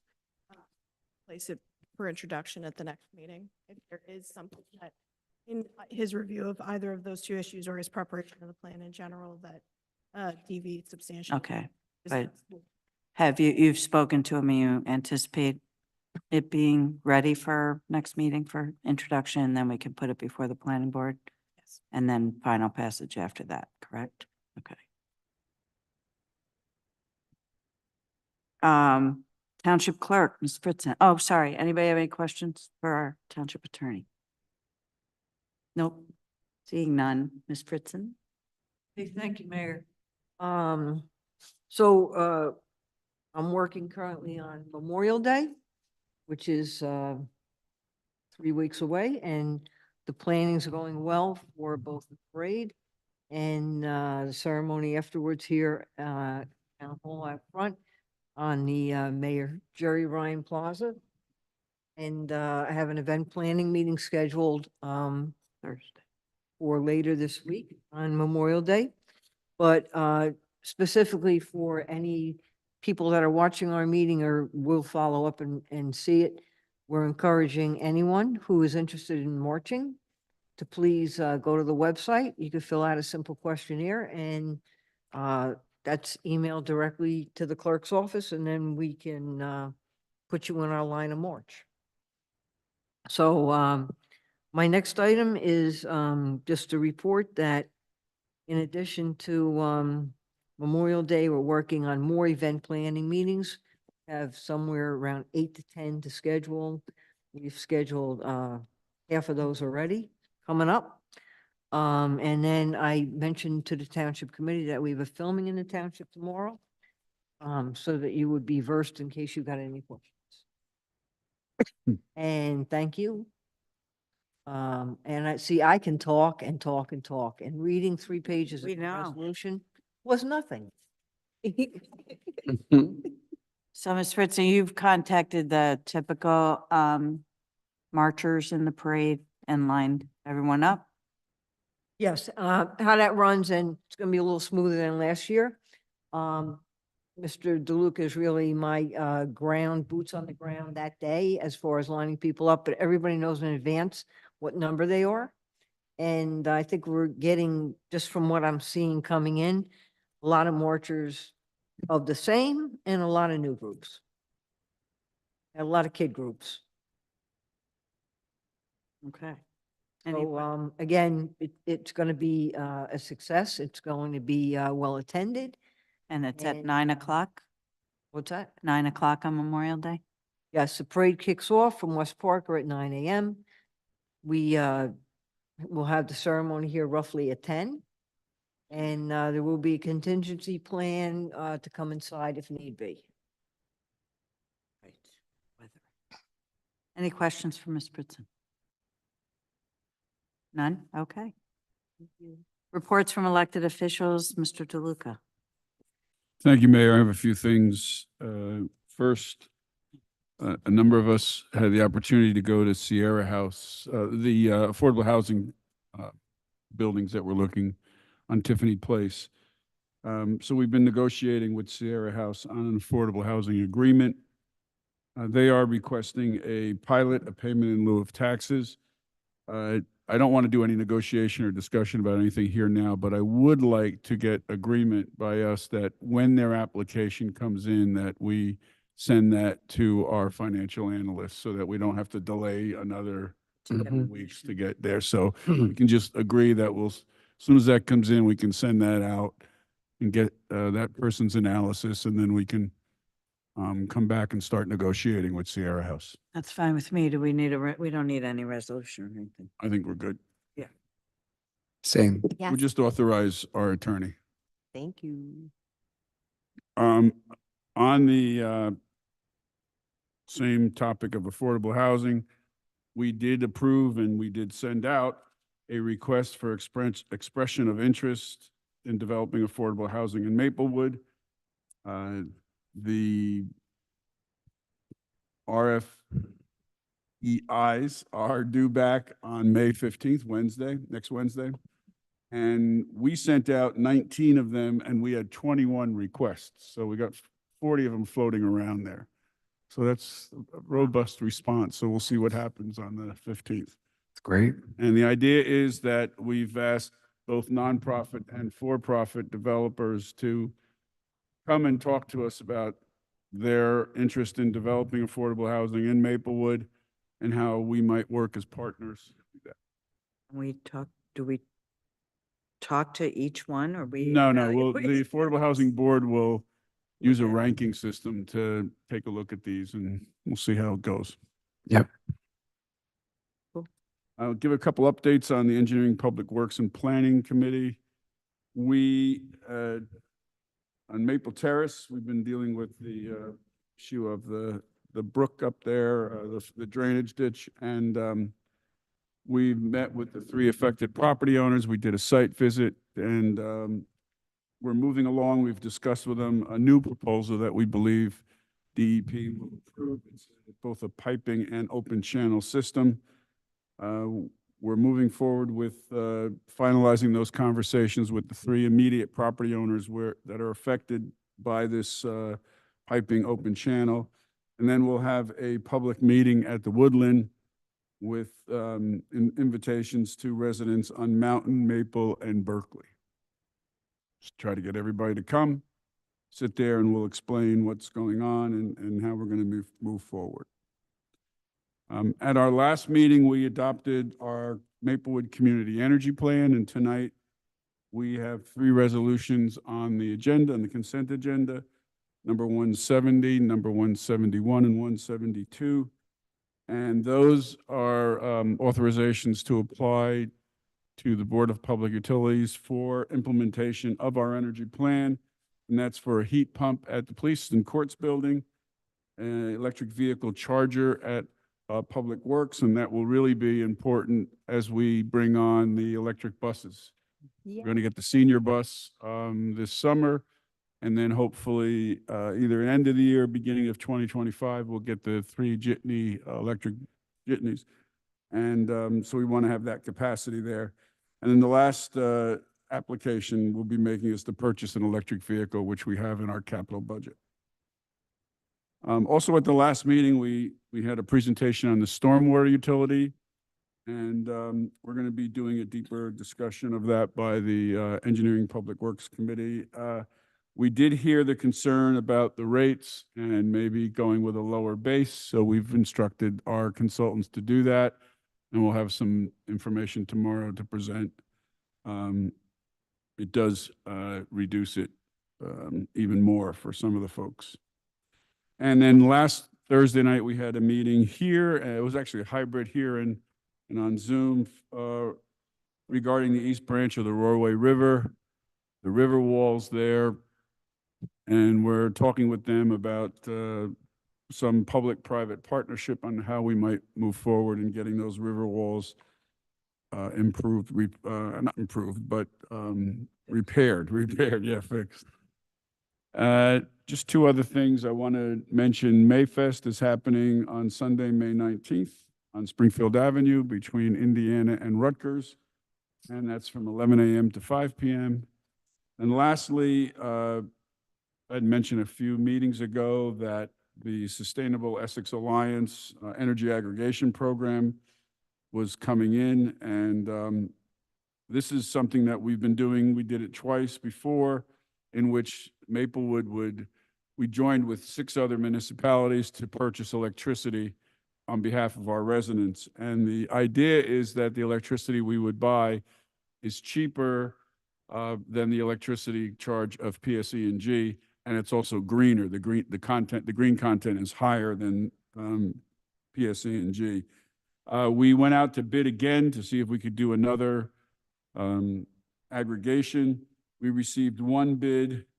It did meet the green threshold, so the green threshold is higher than PSE&G. Unfortunately, the cost is not. Also higher. We say that in order for us to move forward, the cost has to be at least what PSE&G is charging or lower, and this would be higher. So we have a resolution that we'd like to add to the consent agenda. This is resolution 18624.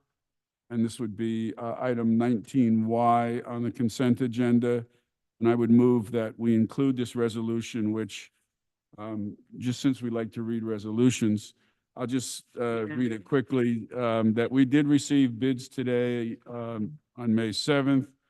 And our analysis, and we have a consultant, the Gable Associates, our analysis of it is that, again, it is not favorable, so the recommendation is that we reject the bid. So the resolution states that the Township Committee shall make no contract award as a result of the price proposals submitted on May 7th. But also that we want to leave the request for proposals open for a period of 120 days. And if the pricing changes, we would go out and see if we can do this again. So I would move that we put this resolution on the consent agenda. I'll Second. second. Oh, either that or we could approve it now. Well, I already made the motion to do it on the consent agenda. Yeah. Do it separate. Right, Yes. Staffis. Yes. Luca, Yes. Engel. Yes. Mayor Adams. Yes, thank you. Anything That's it. else? Okay. Any questions for committee member DeLuca? No. Okay. Committee member Engel, you're next. Thank you. We talked about the Greenway already, but I just want to acknowledge that the Greenway is going to happen because the Board of Education passed 2 resolutions at their meeting last Thursday. One to approve the developer contract that we just talked about, and the second to approve the shared services agreement that we just talked about. So I'm really excited that after more than 15 years of Maplewood and South Orange and more community members talking about having this path along the river, it's actually going to get built. I know Kathy Leventhal, former deputy mayor, was working on this a long time ago. So it's really exciting to know that we're finally moving forward. And I thank our colleagues on the Board of Education and our colleagues in South Orange for all your help to get this done. Next is we just approved our budget. So that means we're going to be hiring a part-time public information officer. So I'm mentioning that here because the job description is being written and will be posted. So if any community members are listening and are interested, stay tuned. 3rd. Pool registration is open, so I want to remind all of our residents to sign up to join the pool. It's super fun for families, for adults, for kids, for seniors, all abilities. Swim lesson information will be coming soon. And we are still hiring lifeguards for the pool as well. So if anyone's interested, they can submit and look online for that information. And then my last thing is July 4th festivities. Mr. DeLuca and I are on that committee. And we would like our residents' help. So if anyone's interested in helping out with the 4th of July, we do have a committee that we would like to put together. And so you can apply through maplewoodnj.gov, or you can reach out to me personally for more information. Thank you. Okay, any questions from Ms. Engel? No. I just want to know, do we know when the pool is opening? Do we have a confirmation on any date? Is it still shooting for? Right now, we have confirmed that we will open by Father's Day weekend, but we are working towards opening earlier, and we'll make that announcement as soon as it's confirmed. I would expect we'll be in a position to make that announcement in the next week. Okay, thank you. Thank you, Ms. Engel. Committee, Deputy Mayor Craig. All right, thank You're you. We have quite a few things. We have applications that we need available for people to join our Rec Advisory Committee as well as the Youth Advisory Committee. Well, board, when you saw earlier today, we've appointed the first person. So we're hoping that we'll actually have a lot more youth in the community interested in joining and learning how to support initiatives that are of importance for them. So please go onto the website at our township and apply. Also, we need to update that ordinance. I'm just gonna throw that out there. As far as ages, because we'd love to extend that to be something that can include more of our middle school students, but we'll discuss that later. Our Mother's Day luncheon for our seniors committee is going to be tomorrow, May the 8th at 12 noon at the Woodland. So we would love to celebrate Mother's Day with all of the local moms. Come on out and have a little dinner with that, a little lunch and stuff. It's for seniors, but I'm pretty sure if somebody younger and wanted to come in would be as a mom, I don't think they'd be turned away. Our 87 people annual garden club plant sale is this weekend. And I'm blown away at the fact that this organization has been around for a very long time and supported our community, not only with this fundraiser, but they're the ones that take care of the greenhouses, the gardens. They help with the Durand Hedden House herb garden. They help out with Dickens Village. There's a lot of things that the garden club does. So if you have not already gotten into your yards or haven't bought enough stuff for your yard, please come out to the Maplewood Municipal Pool, the community pool on the 9th from 9 a.m. to 8 p.m., on the 10th from 12 to 8 p.m., or on the 11th from 8 a.m. to 4 p.m. And I am working one of those shifts as a member of the garden club. So I have to look at my phone. I don't know exactly what day it is. But if you go to their website, maplewoodgardenclub.org, if you scroll down to the bottom after you click on the plant sale, you'll find a coupon. So save a little money while you're out there getting stuff that you need for the beautification of your yard. Happy Mother's Day to everyone coming this Sunday. There will be Soma Stage is having a Broadway in the Park event called Songs About Motherhood. So there are going to be 14, I believe, Broadway performers singing songs about motherhood in the parks. It's free to the public, but if you'd like to toss $15 in the hat, that's a suggested donation. It starts at 4:30, ends at 6:30, and just bring your chairs, your blankets, and come on out. Finally, the weather is improving, and we want to remind people when they're getting outside to enjoy the parks to do so safely. If you bring food or trash in the park, put it in the cans or take it home with you. Keep your dogs on your leashes. Tennis and pickleball courts are for those sports, not for skateboarding and biking. And to help keep the parks enjoyable for everyone, because kids are out on our bikes, adults are out on their bikes, people are running around and trying to get more outside activities. So if you're in a hurry, take a moment, leave earlier from your house and drive slower. We want everyone to stay safe in Maplewood. And that is my report, Mayor. Thank you very much. Yeah, there's a lot going on. It's that time of year. Any questions for Deputy Mayor Craig? Okay, we'll move on to Committee Member Daffis. Thank you, Mayor. I first have a question for Administrator Wary. I didn't get to ask a question during his report, if I may. So Administrator Wary, I wanted to call your attention to one of our resolutions on the consent agenda this evening, specifically item 19N, like Nancy, 174-24, authorization for change order for professional engineering and land development services for the redesign of the Maplewood Village Municipal Parking Lot. And obviously, our vendor here is the awesome firm Dynamic. So is this a new redesign? Because there was an initial proposal a couple of years ago that went way over budget, and then we asked them to redesign, which they did, scaled back significantly. Is this now a third redesign? No, this is just because so the contract was originally awarded in 2021 for $75,600. The same design exists, but the work has increased. So they're $16,000 over the original contract amount, or the proposed work will be $16,000 over the original contract amount. So it's the same scope, but additional work. Got it. And we don't have a date yet in terms of scheduling the work, No, but we are hoping that it will be done late summer this year. we'll follow up, and I expect we'll talk about this. We have it on the agenda for tomorrow to put some times on it, Yeah. Okay. because otherwise it's going to go into Never Never Land. Yeah, we've been talking about it forever, and now we have new merchants we have to re-explain it to, and so on and so forth. Okay, thank you for that, and thank you, Mayor, for your courtesy in allowing me to ask a question. So my report. First and foremost, I am very pleased to be back in the chair in service of the community. Recovering really well, and I should be 100% in a month or so, and I remain immensely grateful for all of the love and support, well wishes during this time. They really have got me through. As the mayor just noted, this is a very busy time in the township in terms of events.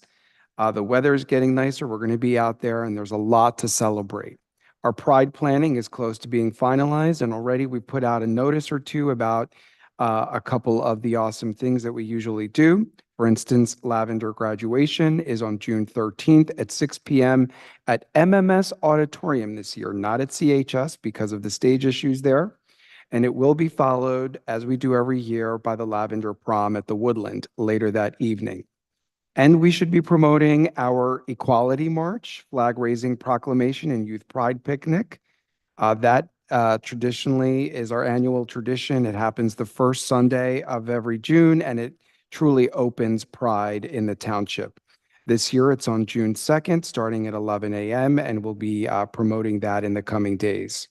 And if you haven't seen the lawn signs, North Jersey Pride has announced and has been heavily marketing the Pride Festival in the park, Memorial Park, for Sunday, June 9th, starting at noon. Juneteenth planning is also close to being finalized with a special proclamation and wreath placing ceremony by the memorial at Town Hall on the actual day, Wednesday, June 19th. We'll provide more information about timing and all that soon. And a fabulous celebration starting late in the afternoon on Friday, June 21st. We're going with a derby style kind of event and food. So dress up, and we'll be sharing those details soon. And I want to just note that it's been a real pleasure planning Juneteenth for our two towns this year with Deputy Mayor Kripe, who has had really great ideas. And we will also want to thank in Pride, in Juneteenth, and all the events that we're doing, our incredible new arts and culture manager, Zakia Williams, and the support that we've been getting from administration, both Administrator Wary and Assistant Administrator Jones. Thank you both for your support. The Maplewood Village Alliance continues its strategic revisioning sessions, as I've noted before. In my reports, they've been using the 2018 strategic revisioning that was done by Local Planning Services of DCA. And they realized they didn't need to do a new one because that one was still pretty current. But the good news is that a lot of the stuff that was recommended in that strategic revisioning for our little downtown village have been done. But there are a few items remaining that the Village Alliance is specifically focusing on, namely, improved wayfinding, beautification, landscaping, and parking. In particular, how to pilot a phased-in paid parking model during peak hours. And more on that soon as details emerge. And we're encouraging them, the Maplewood Village Alliance, to make a presentation to the Township Committee in the coming months. Excuse me. As our planner, Paul Greigel, continues drafting the Maplewood Village redevelopment plan as based on the community feedback that we received from the 2 public sessions. He will be meeting with the MVA as an important stakeholder in a special meeting with them for this month for their input and feedback. And come on out on Sunday, Mother's Day. There's a lot going on in town on Sunday, on Mother's Day. Lots of options. The Small Wonder Outdoor Marketplace event that's very popular that we do every year in Maplewood Village was rained out on Sunday, this past Sunday, and it has been rescheduled for this Sunday, starting at 10 a.m., 10 a.m. to 4 p.m. So come on out and buy mom something special. There you go. Spend money, local merchants need us. And then lastly, I wanted to note that with the introduction of our new code of conduct ordinance this evening as it pertains to youth activities sponsored by the township, we're getting closer, if we're not already at, nearly getting a perfect score in our municipal equality rating. We will do another assessment, but this, along with some recent other initiatives that we've implemented, including a recent LGBTQ plus specific employee training, and naming our assistant administrator, Ms. Jones, as our township's affirmative officer liaison to the township, are important initiatives bringing us closer to Maplewood being a near perfect community in terms of equality and inclusion. And that is my report, Mayor. Thank you. Thank you. Any questions for Committee Member Daffis? Okay. All right. I have just, since everybody covered the calendar for the next week, month, I did want to gather my Township Committee colleagues to consider allowing us to move forward with an appraisal for the property we own in that is behind or adjacent. Actually, it's part of the Maplewood Movie Theater redevelopment area. It's something that eventually we're going to have to do. We do know that there is the owner of the movie theater building has been talking to a lot of different people and someone has made an offer on the property. So we just foresee, like, let's get this taken care of so that we know if it becomes part of any redevelopment plan, this piece of property that we own, we want to know what it's appraised for so that we can properly talk to anybody that ends up coming to us.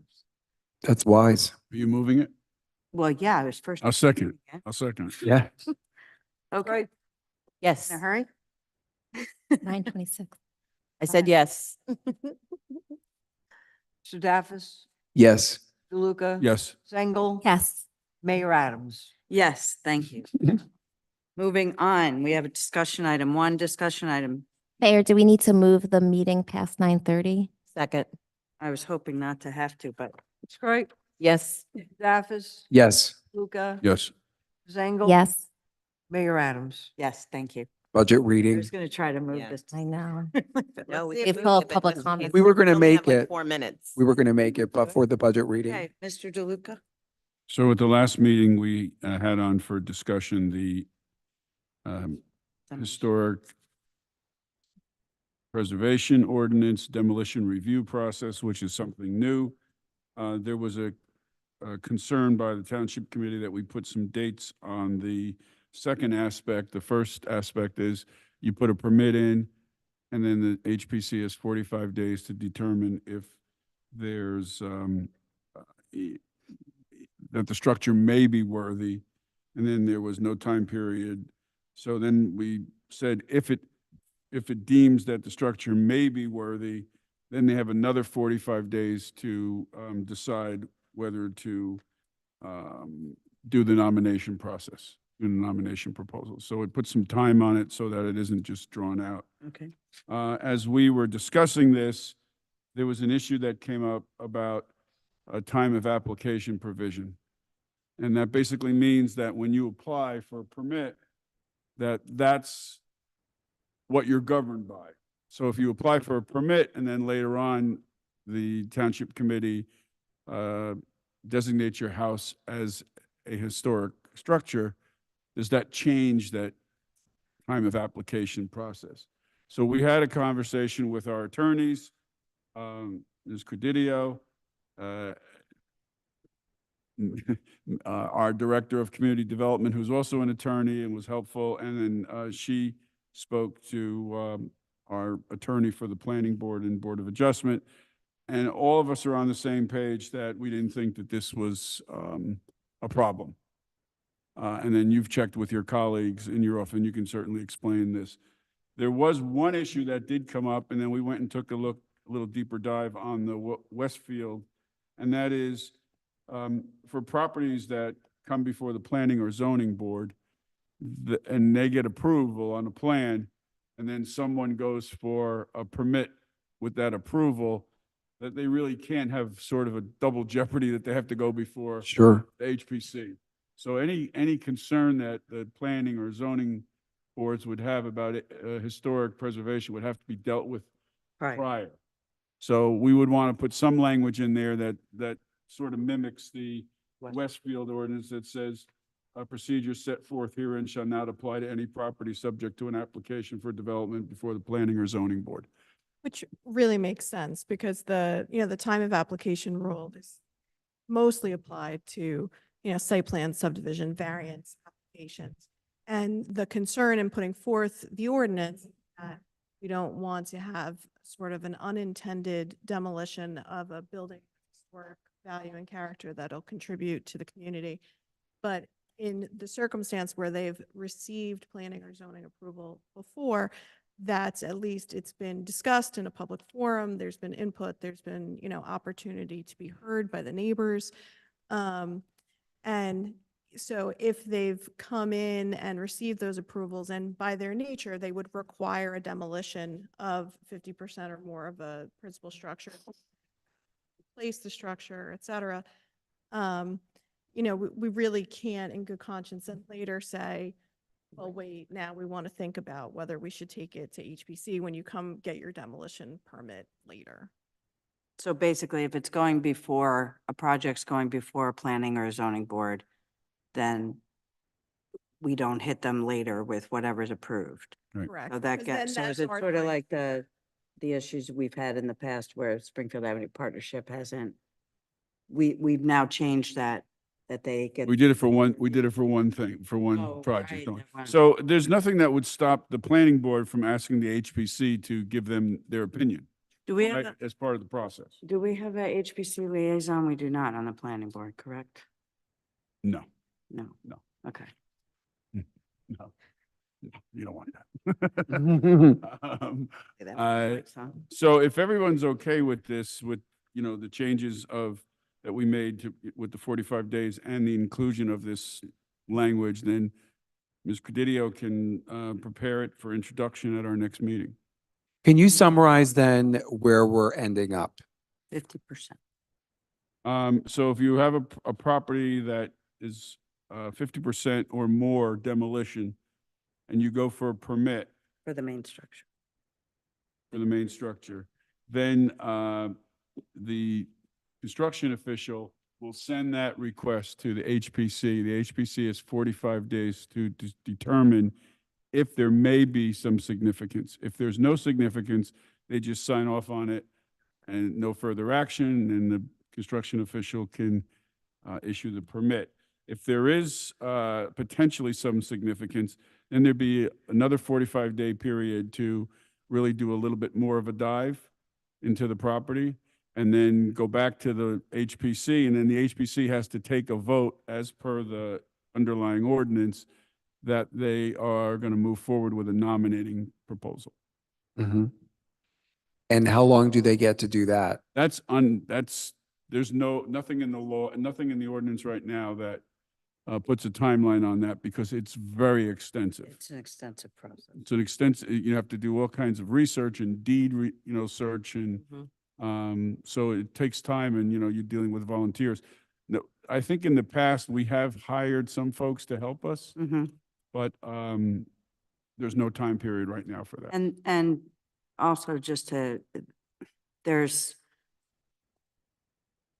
the whole reason for wanting the delay is so that no historically significant building gets torn down without looking at it. And conceivably, if that whoever wants to do any work on this and wants to just, you know, demolish 50% or more, could change their plans, alter their plans, and then so that they're not demoing that much.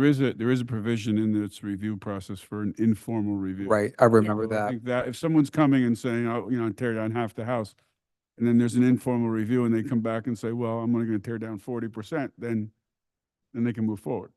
Got it. Okay, fantastic. And then, but we're excluding from this timing, development that is going through the planning board and zoning board. Properties that have previously received planning or zoning approval that contemplate the demolition of the property. Got it. Okay. Yeah, and that's what, I mean, last October at the HPC retreat, we had I think it was Mayor of Westfield, or no, it was the chair of the HPC in Westfield who came, and we talked about all this issues in the board discussion was, planning or zoning board was kind of an important inclusion, so. And one thing you mentioned about ADUs, so we made this just for the primary structure. Right. I remember If you that wanted too. to Yep. Do a major renovation or demolition, half of your garage, you could do that in order to build out more. But even an attached one too, right? What'd you say? Attached to a garage or to a house? Well- To a house, yeah, you're not, as long as you're not demolishing it. Right, just right. Adding to it, right. It's not going to trigger it because an ADU can be attached or detached. Yeah. Okay. Great. Okay, so is this ready to be put on first reading? I think so. All right, we're If getting we're to agreeable the to finish it. line. Then we never have to talk about it again, ever.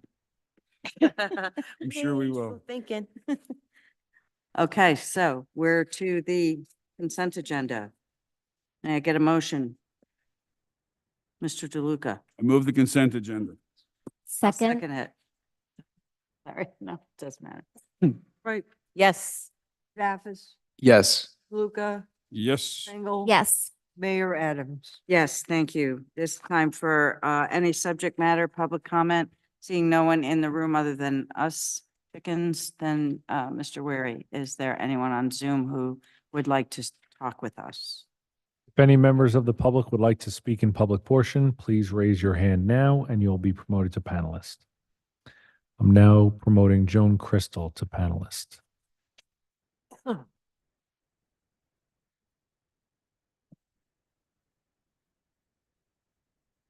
Hi, Ms. Crystal. Welcome to public portion. You may unmute yourself and address the committee.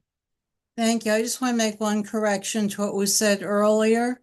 The Mother's Day lunch is a senior event, which requires an age range of 55 to 105. So you can't go. Well, I'm going because I'm doing the introduction. So I'm I'm glad you're still younger. Anyone else? Thank you for that clarification, Thank Ms. you, Crystal. Crystal. I'm now promoting Anna Azevedo to panelist.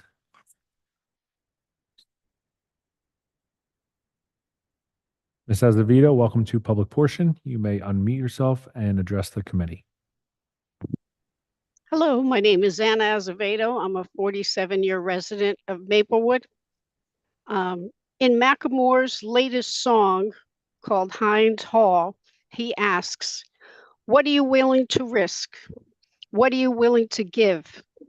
What if you were in Gaza? What if those were your kids? You'd want the world to stand up, and the students finally did. All the profits for his song are going to the UNRWA. I'm going to play it for you now.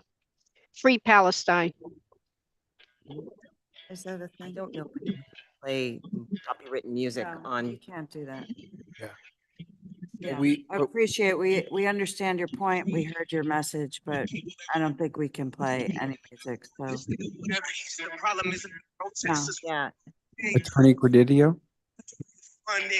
Lock the barricade until Palestine is free. Lock the barricade until Then cut it Palestine is off. free. When I was 7, I learned a lesson from Cuba. Thank you for your comment. Oh yeah, fuck the police. Just badges, protect them properly. In a system that was designed by white supremacy. You said it's okay? But the people are in the streets. You can pay off meta, you can't pay off me. They Pat Goofy and all the company. Give me stuff.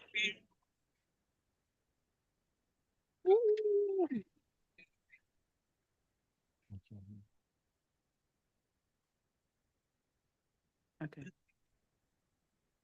Is it 3 minutes up yet? No. But No. we cannot hear the We cannot audio. hear it. The audio has gone out.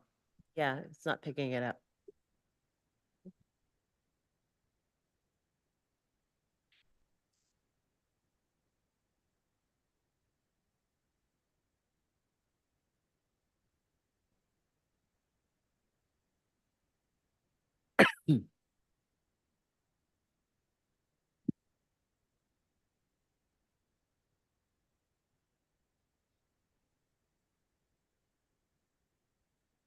What are we at? Don't keep us in suspense.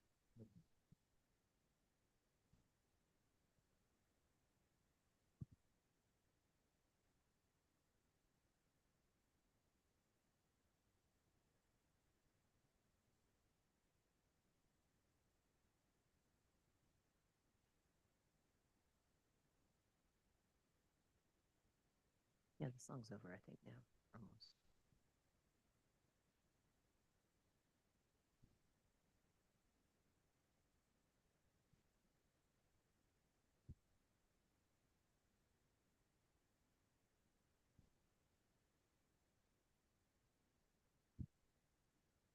Really? 3 minutes is not short. Okay. When was the last time you changed your battery? It's an iPhone.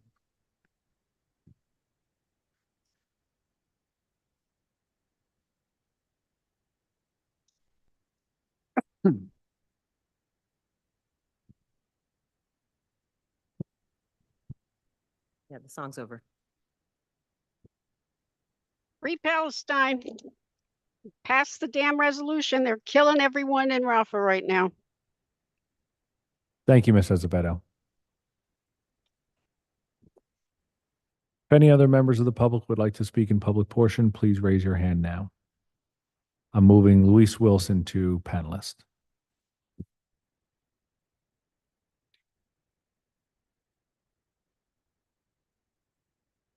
Welcome to public portion, Ms. Wilson. You may unmute yourself and address the committee. You have 3 minutes to speak. Hi, I wanted to read a post by the Jewish Voice for Peace about what's happening in Rafah right now in Gaza. After displacing nearly 2 million Palestinians in Rafah and forcing over 100,000 in eastern Rafah to flee again, the Israeli government is continuing to manufacture several catastrophes as Palestinians endure genocide. Children in Gaza are dying of heat stroke, and this loss will continue as long as the United States sustains the Israeli government's genocide of Palestinians. The Israeli military created a crisis of displacement by indiscriminately bombing all of Gaza, destroying over 80% of all structures. It created a full-blown famine by deliberately defunding UNRWA and making it impossible for the majority of aid trucks to enter Gaza and destroying Gaza's healthcare system. As we enter the 8th month of Israeli genocide, and as the invasion of Rafah begins, the Israeli government has created yet another crisis, surviving a heat wave. The sweltering heat is exacerbating the other atrocities facilitated by the Israeli government. Mohammed Fayad, a displaced pharmacist who started selling medications from a tent he built out of wooden slabs, explains 50% of the medicines for chronic diseases are not available because we do not have any source of power to keep them cool. Last night, the Israeli military took control of the Rafah crossing, making it impossible for life-saving aid to reach the nearly 2 million Palestinians who depend on it. Israeli soldiers also forced doctors and patients inside Rafah's Abu Yusuf al-Najjar hospital to flee with nowhere to go. The deaths of Gaza's most vulnerable that will result from all the Israeli government's manufactured crises are entirely preventable, but they will continue as long as the Biden administration allows them to. End all U.S. funding to the Israeli military now. And I guess with my remaining time, I'll just read you some tweets that I've seen in the last few days. This one says, my colleague in Rafah said today that she woke her 6-month-old baby up in the middle of the night to play. With the heavy bombardment, she thought it would be their last night alive. If this would be my last night, at least I got the chance to hug my daughter for the last time. Israel has shut down one of the only hospitals in Gaza, still providing dialysis, cancer, and pre-existing conditions treatment for Palestinians. Another one is, today I saw a Palestinian man pick up pieces of flesh to put in a body bag, a child's lifeless body pulled from the rubble, and a little girl being carried with a blood-soaked face. Then I saw American students get arrested by riot police with batons, all for protesting this horror. Another one, relentless Israeli bombing of all over the Gaza Strip. Rafah is under indiscriminate bombing, Wilson, 2 dozens of minutes is up. civilians. Please conclude your comment. And yeah, please pass a ceasefire resolution. Please talk to Garnet Hall. Please talk to Mikey Sherrill. Please. This is awful. Thank you very much, Ms. Wilson. If any other members of the public would like to speak in public portion, please raise your hand now.